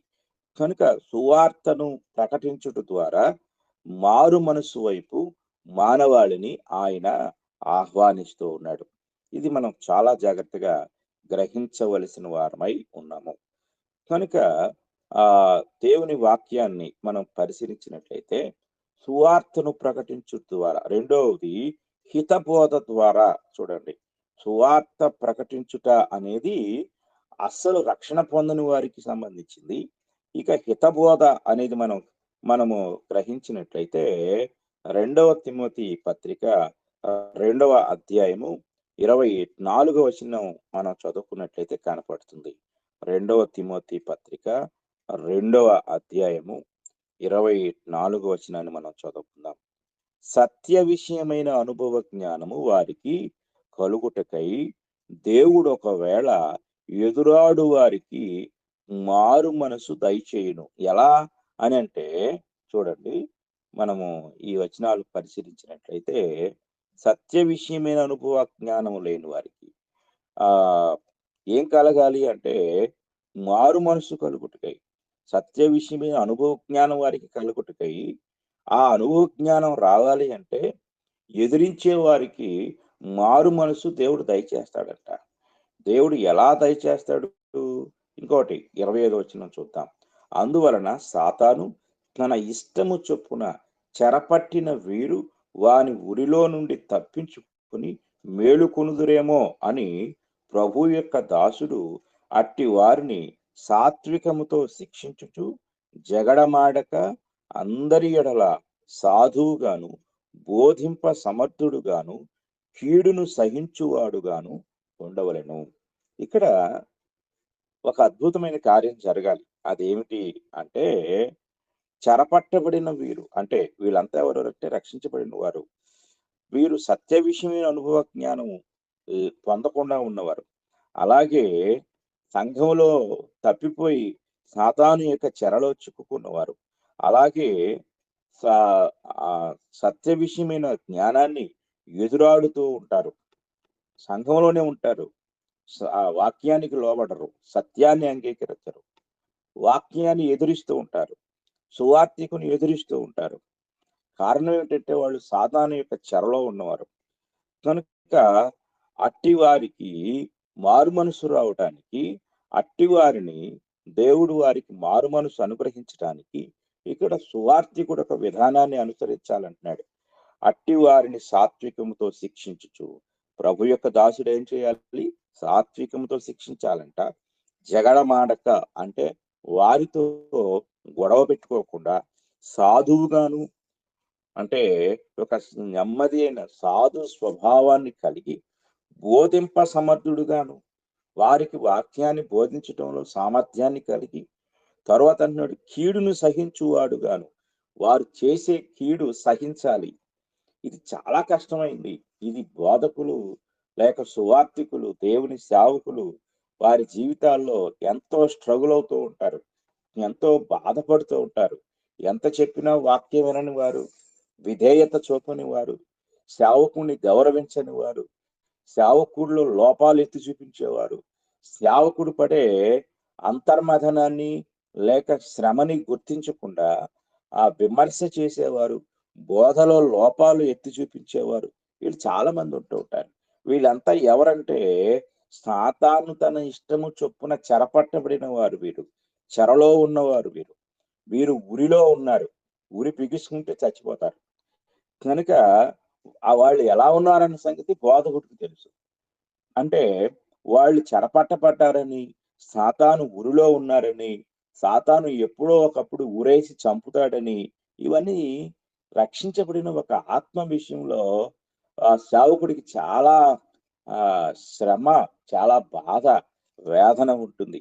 ఎలా వీరిని సరైన మారు మనసులోకి తీసుకురావాలి అని చాలా పోరాడుతూ ఉంటాడు, చాలా మానసికంగా కృంగిపోతూ ఉంటాడు. అలాంటి బాధ్యత కలిగిన సేవకులు ఇలాంటి వారిని మరలా మార్పు చెందుటకు లేక మారు మనసులోనికి తీసుకురావడానికి, దేవుడు వారికి మరలా మారు మనసు అనుగ్రహించడానికి ఈ కింద ఒక విధానాన్ని అనుసరించాలి అంటున్నాడు. ప్రభు యొక్క దాసుడు అట్టి వారిని సాత్వికముతో శిక్షించాలంటున్నాడు. మరలా సాత్వికంతో, జగడమాడక మరలా గొడవ పెట్టుకోవద్దు అంటున్నాడు. సాధువుగా ఉండాలి, కఠినంగా మాట్లాడకూడదు, వాళ్ళ కోపాన్ని తెప్పించకూడదు, సాధువుగా మాట్లాడాలి, బోధింప సమర్థుడుగాను, ఎట్టి పరిస్థితుల్లో కూడా వారు అడిగిన ప్రతిదానికి సరియైన రీతిలో బోధ చేసే సామర్థ్యం అతనికి ఉండాలి. కీడును సహించువాడుగా, వారు చాలా కీడు చేస్తారు, వాళ్ళు మాటల ద్వారా ఇబ్బంది పెడతారు, క్రియల ద్వారా ఇబ్బంది పెడుతూ ఉంటారు, అలాగే వాళ్ళ యొక్క ప్రవర్తన ద్వారా సంఘానికి కూడా ఇబ్బంది కలుగు చేసేలాగా ఉంటారు. ఇన్ని విధాలుగా చెడు ఉన్నప్పటికీ కూడా సహించు అంటున్నాడు పౌలు గారు. ఇది ఎంత కష్టమైన పనో ఈ సేవ అనేది సేవ చేసే సువార్థికులకి మాత్రమే అర్థం అవుతుంది. అది విశ్వాసులకు అర్థం కాదు. ఎందుకంటే వాళ్ళు విశ్వాసుల స్థానంలో ఉంటారు. సేవకుడి స్థానంలోకి వస్తే వాళ్ళకి అర్థం అవుతుంది. కనుక ఇలాంటి పరిస్థితుల్లో ఉన్న వారికి కూడా ఏం కావాలి అంటే మారు మనసు కావాలి. మారు మనసు అనుగ్రహించడానికి దేవుడు వీళ్ళ పట్ల కూడా కృప కలిగి ఉన్నాడు. కనుక ఈ కార్యంలో దేవుడు తన పాత్ర తాను పోషిస్తూ ఉంటే, సేవకుడు కూడా తన యొక్క బాధ్యతను సమర్థవంతంగా నిర్వహించవలసిన వాడై ఉన్నాడు. ఇక మనము తదుపరి పాయింట్లోనికి వెళ్దాం. తదుపరి పాయింట్లోని మనం విన్నట్లయితే ఇక్కడ ఒక నిర్వచనం మనకి ఇవ్వబడుతుంది. డెఫినిషన్ అంటే మారు మనసును గూర్చిన నిర్వచనం ఏమిటి అంటే, అది హృదయములో కలిగే పశ్చాత్తాపము, అది దేవుని కార్యము. ఇది మనిషి దేవునితో ఉన్న సంబంధం విషయంలో మనస్సు మార్చుకొని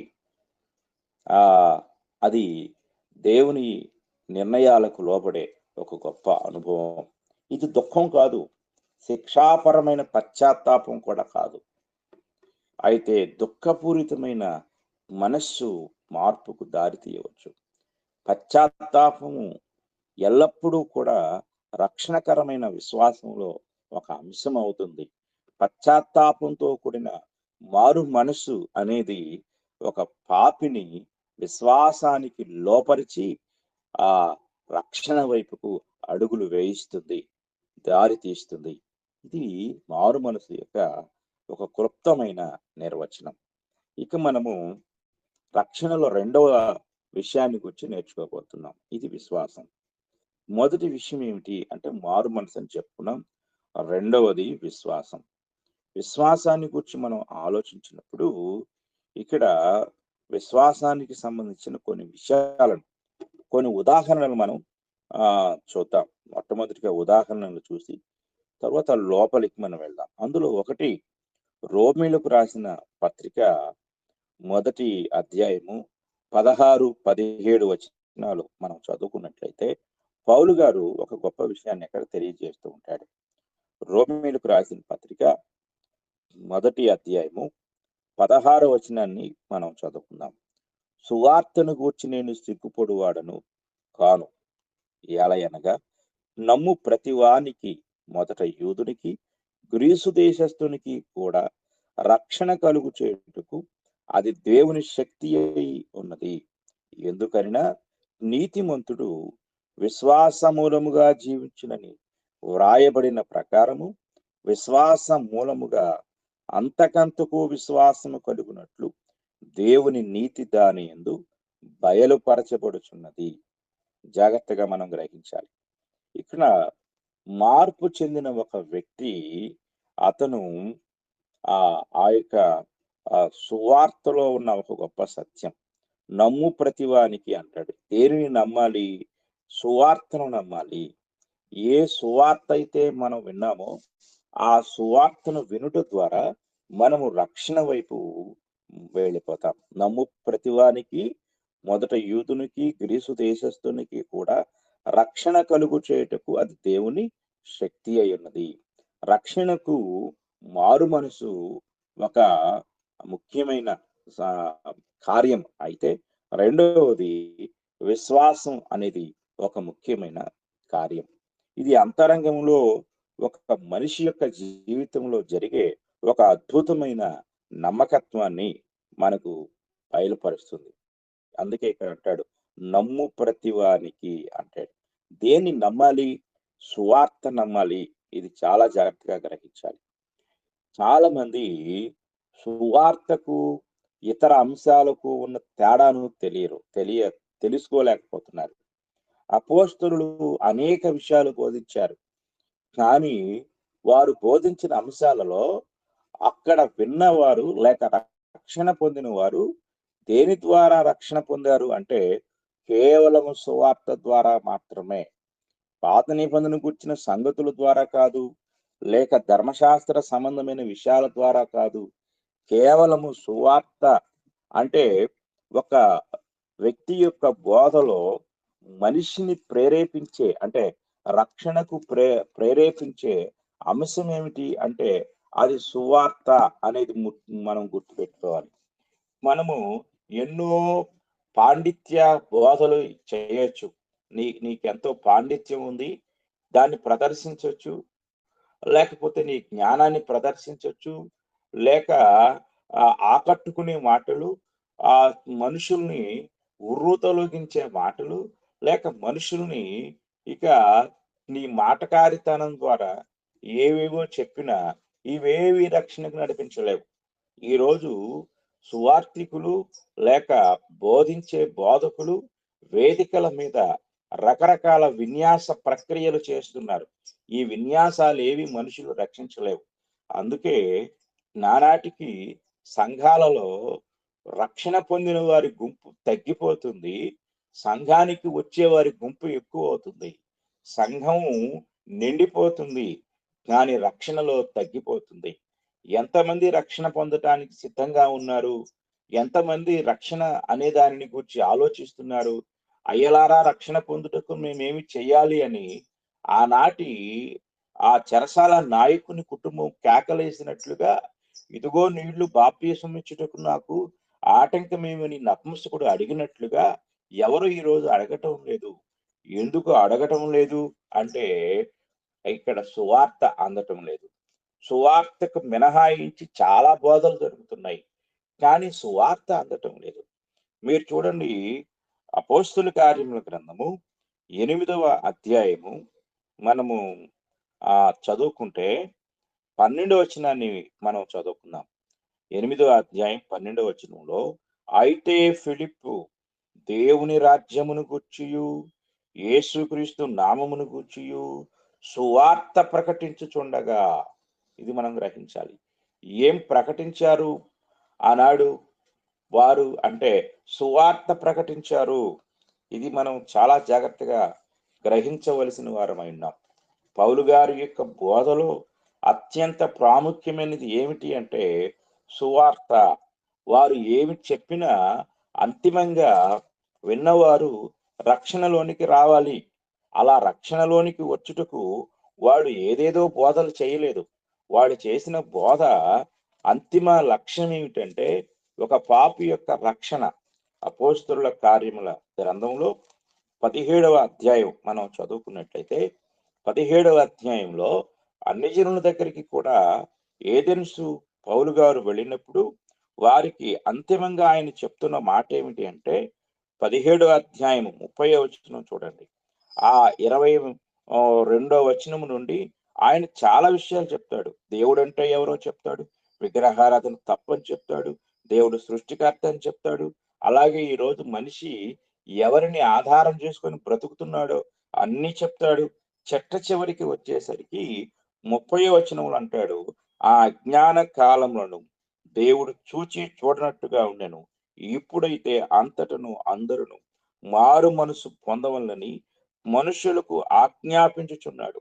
ఎందుకనగా తాను నియమించిన మనుషుల చేత నీతిని అనుసరించి భూలోకమునకు తీర్పు తీర్చబోయేది ఒక దినమును నిర్ణయించి ఉన్నాడు. మృతులలో నుండి ఆయనను లేపినందున దీని నమ్ముటకు అందరికి ఆధారము కలుగు చేసి ఉన్నాడు. అపోస్తలులు బోధించిన బోధ సువార్త. సువార్త అనగా 1 కొరింథీ పత్రిక 15వ అధ్యాయం 1 నుండి 4 వచనాలు చదువుకుంటే అక్కడ సువార్త యొక్క నిర్వచనము మనకి పౌలు గారు ఎంతో చక్కగా చెప్తాడు. కనుక అది సువార్త. ఈ అపోస్తలులు చేసిన బోధలో అంతిమంగా వారు బోధించింది ఏంటంటే ఒక పాపిని మార్పు వైపు లేక మారు మనస్సు వైపు నడిపించి రక్షణ అనుభవంలోనికి తీసుకురావడానికి ప్రధానమైన వారి ఆయుధం సువార్త. చూడండి, ఇక్కడ మనం అపోస్తల కార్యములు 24వ అధ్యాయం కూడా మనం చదువుకున్నట్లయితే అక్కడ ఈ మాట కనపడుతుంది. కొన్ని దినములైన తర్వాత ఫేలిక్స్ 24వ అధ్యాయం 24వ వచనం, యూదురాలైన ద్రుసిల్ల అను తన భార్యతో కూడా వచ్చి పౌలును పిలిపించి క్రీస్తు యేసునందలి విశ్వాసమును గూర్చి, అది సువార్త, అతడు బోధింపగా వినెను. అప్పుడతడు నీతిని గూర్చియు ఆశా నిగ్రహమును గూర్చియు రాబో విమర్శను గూర్చియు ప్రసంగించుచుండగా ఫేలిక్స్ మిగుల భయపడి ఎప్పటికి వెళ్ళుము అన్నాడు. అంటే విచారించటానికి పౌలు గారిని విచారించటానికి, అంటే ఇక్కడ పౌలు గారి మీద ఎంక్వైరీ జరుగుతుంది. ఒక్కొక్కరు వస్తున్నారు, విచారిస్తున్నారు. విచారించటానికి వచ్చిన ఒక విచారణకర్తకే భయాన్ని పుట్టించాడు పౌలు గారు. అది సువార్తలో ఉన్న శక్తి. అదే అంటాడు, నమ్ము ప్రతివానికి, మొదట యూదునికి గ్రీసు దేశస్థునికి కూడా రక్షణ కలుగు చేయుటకు అది దేవుని శక్తి అయి ఉన్నది. దేవుని శక్తి అద్భుతాలలో లేదు, మహత్కార్యాలలో లేదు, భాషల్లో లేదు, లేక ఇంకా దేంట్లో లేదు. ఈరోజు మనం గ్రహించితే అద్భుతాలు మనిషిని రక్షించలేవు, స్వస్థతలు మనిషిని రక్షించలేవు, భాషలు మనిషిని రక్షించలేవు, ఇంకేవి మనిషిని రక్షించలేవు. కానీ మనిషిని రక్షించే శక్తి ఒక్కటే, అది సువార్త. సువార్తలో దేవుడు శక్తిని పెట్టాడు. అందుకే సువార్త ఎవరు చెప్పినా కూడా ఎదుటి వ్యక్తిలో అది పనిచేస్తుంది. మీరు చూడండి, కరెంటు ఒక శక్తి. ఆ శక్తిని మీరు ఒక లైట్ లో ప్రవేశపెట్టండి, ఓ మోటార్ లో ప్రవేశపెట్టండి, ఓ ఫ్యాన్ లో ప్రవేశపెట్టండి, ఇక మీరు దేనిలో ప్రవేశపెట్టినా అది తన శక్తి ప్రదర్శన జరిగిస్తుంది. అలాగే సువార్త ఒక అద్భుతమైన శక్తి.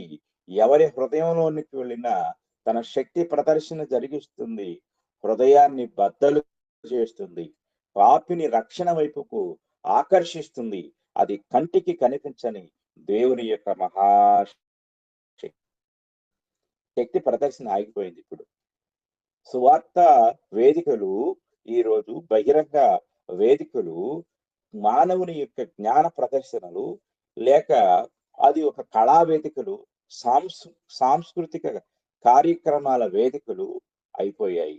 అలాగే మనిషిని వినోదపరిచే వినోద వేదికలు అయిపోయాయి సువార్త వేదికలు. కనుక రక్షించబడుతున్న వారి సంఖ్య నానాటికి తగ్గిపోతా ఉంది. కనుక ప్రియమైన వారులారా, జాగ్రత్తగా మనం గమనించినట్లయితే మనిషి యొక్క హృదయంలో విశ్వాసాన్ని పుట్టించేది కేవలము దేవుని వాక్యము, సువార్త సత్యము మాత్రమే. కనుక అక్కడ నపుంసకుడు నమ్మి బాప్తిసం పొందటానికి, అంటే విశ్వాసంలోనికి రావటానికి కారణమైంది సువార్త. అలాగే ఫిలిప్పు చెప్పినప్పుడు సమరయులలో అనేకులు కూడా విశ్వసించి బాప్తిసం పొందడానికి కారణమైంది సువార్త. సువార్త ద్వారానే మార్పు ప్రారంభమవుతుంది. సువార్త ద్వారానే ఒక పాపిలో విశ్వాసం అనేది పుడుతుంది. కనుక మనం ఈ వచనాలు జాగ్రత్తగా పరిశీలించినట్లయితే ప్రతి ఒక్కరూ కూడా సువార్త విషయంలో స్పష్టమైన గ్రహింపు కలిగి సువార్త ద్వారానే మనుషుల హృదయాల్లో విశ్వాసాన్ని కలిగించాలి. కనుక విశ్వాసానికి మరొక మార్గం లేదు. చాలా జాగ్రత్తగా గ్రహించాలి. ఇంకొక వచనాన్ని మనం చదువుకుందాము. యోహాను రాసిన సువార్త మనం గమనించినట్లయితే ఆ యొక్క సువార్తలో ఒక అద్భుతమైన మాట మనకు కనపడుతుంది. ప్రభు తోమాతో చెప్పిన మాట మనం ఇంతకు ముందు కూడా చాలాసార్లు జ్ఞాపకం చేసుకున్నాం. అయినా మరొకసారి మనం జ్ఞాపకం చేసుకుందాం. 20వ అధ్యాయము మనం చదువుకున్నట్లయితే 27వ వచనం నుండి చదువుకుందాం. తరువాత తోమాను చూచి, నీ వ్రేలు ఇటు చాచి నా చేతులు చూడుము, నీ చెయ్యి చాచి నా ప్రక్కలో ఉంచి అవిశ్వాసివి కాక విశ్వాసివై ఉండుమనెను. అందుకు తోమ ఆయనతో, నా ప్రభువా, నా దేవా అనెను. యేసు, నీవు నన్ను చూచి నమ్మితివి, చూడక నమ్మిన వారు ధన్యులని అతనితో చెప్పాను. ఇక్కడ మనం చాలా జాగ్రత్తగా గ్రహించినట్లయితే యేసుక్రీస్తునందరి ఆ యొక్క రక్షణను పొందటానికి ఒక పాపిని విశ్వాసములోనికి నడిపించేది కేవలము సువార్త. యేసు ప్రభు చేసిన అద్భుతాలను వాళ్ళు చూసి నమ్మారు. కానీ చూడకుండా నమ్మే విశ్వాసం ఎలా వస్తుందంటే అది కేవలం సువార్త ద్వారా. సువార్త ద్వారా పొందే విశ్వాసమే మనకు రక్షణార్థమైందిగా ఉంటుందని దేవుని వాక్యం సెలవిస్తూ ఉంది కనుక ఇప్పుడు మనము విశ్వాసాన్ని గురించి ధ్యానిస్తూ ఉన్నాము. మిగిలిన విషయాలను దేవుని చిత్తమైతే తదుపరి వాక్య ధ్యానంలో మనం ధ్యానిద్దాం. ఇంతవరకు శ్రద్ధగా విన్న మీ అందరికీ నా హృదయపూర్వకమైన వందనములు తెలియజేస్తూ ఈ మాటలు ముగిస్తున్నాను. మీకు కూడా వందనములు సార్. ముగింపు ప్రార్థన చేయండి.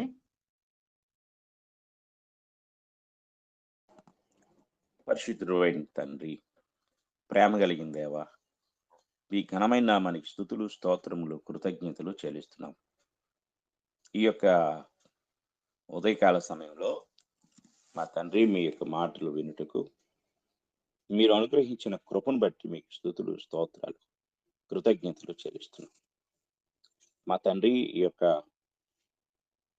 ఉదయకాల సమయంలో మరొకసారి రక్షణ సువార్తను గూర్చి ఒక వ్యక్తి యొక్క జీవితంలో మారు మనసు ఎలా కలుగుతుందో, ఎలా కలగాలో, ఒక వ్యక్తి యొక్క జీవితంలో విశ్వాసం కూడా ఎలా పుట్టాలో, ఏ విధానంలో విశ్వాసాన్ని మేము పొందుకోవాలో అనే విషయాలు మీరు మాకు బయలుపరిచారు. తండ్రి, మరి వాక్యం వింటున్న వారందరూ కూడా సరి అయిన మారు మనసుకు నడిపించబడుతూ, సరి అయిన విశ్వాస అనుభవానికి నడిపించబడుతూ, రక్షణ అనే గొప్ప బహుమానాన్ని పొందుటకు సహాయం దయచేయండి. అలాగే మా తండ్రి, మరి ఆన్లైన్ బైబిల్ ఇన్స్టిట్యూట్ కూడా మా తండ్రి మరి నిన్నటి దినం చక్కగా పాఠాలు చెప్పబడ్డాయి. ఈరోజు కూడా తండ్రి ప్రతి ఒక్కరు హాజరై ఆ పాఠాలను వినే భాగ్యం వారికి దయచేయమని వేడుకుంటున్నాం. అలాగే మా తండ్రి మీ యొక్క మహాకృపను బట్టి తండ్రి మరి గ్రూపులో జాయిన్ అయిన ప్రతి ఒక్కరిని మీరు దీవించి ఆశీర్వదించండి. తండ్రి పాటలు పాడిన వారిని, వాక్యం చదివిన వారిని, ప్రార్థన చేసిన వారిని, అలాగే నాకంటే ముందుగా తండ్రి మరి వాక్యాన్ని బోధించిన మీ దాసుని మీరు దీవించి ఆశీర్వదించండి. ప్రతి ఒక్కరిని మీరు దీవించండి. మా తండ్రి మరి మా ప్రియులు వసంతరావు గారిని, అలాగే మా తండ్రి మరి హరిత కుమారి గారి యొక్క భర్త గారిని, అలాగే ఇద్దరు చిన్నపిల్లల యొక్క ఆరోగ్యం కోసం కూడా మేము ప్రార్థిస్తున్నాము. తండ్రి మీ కృప ద్వారా ప్రతి ఒక్కరిని, అలాగే గ్రూపులో వాక్యం వినకపోయినప్పటికీ సంఘాల్లో ఎంతోమంది తండ్రి వారు అనారోగ్యాలతో బలహీనతలతో ఉన్నారు. ప్రతి స్థానిక సంఘాన్ని కూడా మీరు బలపరచండి, నడిపిస్తున్న సేవకులను బలపరచండి. స్థానిక సంఘాలకు సహకారులుగా, పరిచారకులుగా ఉంటున్న వారిని కూడా మీరు తండ్రి మీ కృప ద్వారా దర్శించి దీవించి ఆశీర్వదించండి. అలాగే మా తండ్రి మీ యొక్క మహాకృపను బట్టి తండ్రి ఈ యొక్క ఉదయకాల సమయంలో మరి వేకుని లేచి ఈ కార్యక్రమం అంతటిని నడిపిస్తూ తండ్రి ఎంతో ఆసక్తి కలిగి ప్రయాసపడుతున్నాం. మీ దాసుని కుటుంబాన్ని బిడ్డలను మీరు ఆశీర్వదించండి. ఆర్థిక పరమైన ఇబ్బందుల నుండి విడిపించండి. తండ్రి పరిస్థితులు ఎలా ఉన్నా విశ్వాసాన్ని కోల్పోకుండా ముందు మీరు అనుగ్రహించబోయే బహుమతులు పొందుకున్నటకు, దీవెనలు పొందుకున్నటకు నిరీక్షణతో సహించే గొప్ప కృప అనుగ్రహించి ఆశీర్వదించమని తండ్రి మరొకసారి మా గ్రూపును అంతటినీ మీ కృప కలిగిన హస్తములకు అప్పగించుకుంటూ తండ్రి మరి 3, 4, 5 తారీఖుల్లో కాకినాడలో జరగనున్న మీటింగులకు మీ కృప అనుగ్రహించండి. అక్కడికి రాబోతున్న వర్తమానికులను ఆశీర్వదించండి. మంచి వర్తమానాలు వారు బోధించుటకు కృప దయచేయండి. ఆయా రాష్ట్రాల నుండి, జిల్లాల నుండి తండ్రి రాబోతున్న దైవజనులను, వారి స్థానిక సంఘాలను, వారి ప్రయాణాలను మీ కృప ద్వారా క్షేమంగా నడిపించి, క్షేమంగా అనుగ్రహించి, క్షేమంగా ప్రతి ఒక్కరూ వెలుటకు కావలసిన సహాయము, కృప సమృద్ధిగా అనుగ్రహించమని మరొకసారి ఈ గ్రూపును బట్టి, నడిపిస్తున్న మీ దాసుని బట్టి, హాజరైన ప్రతి ఒక్కరిని బట్టి మీకే కృతజ్ఞతాస్తుతులు చెల్లిస్తూ ఈ ప్రార్థన మా ప్రభు అయిన యేసుక్రీస్తు వారి పరిశుద్ధ నామములు అడిగి వేడుకుంటున్నాము తండ్రి. ఆమేన్. అందరికీ వందనాలు.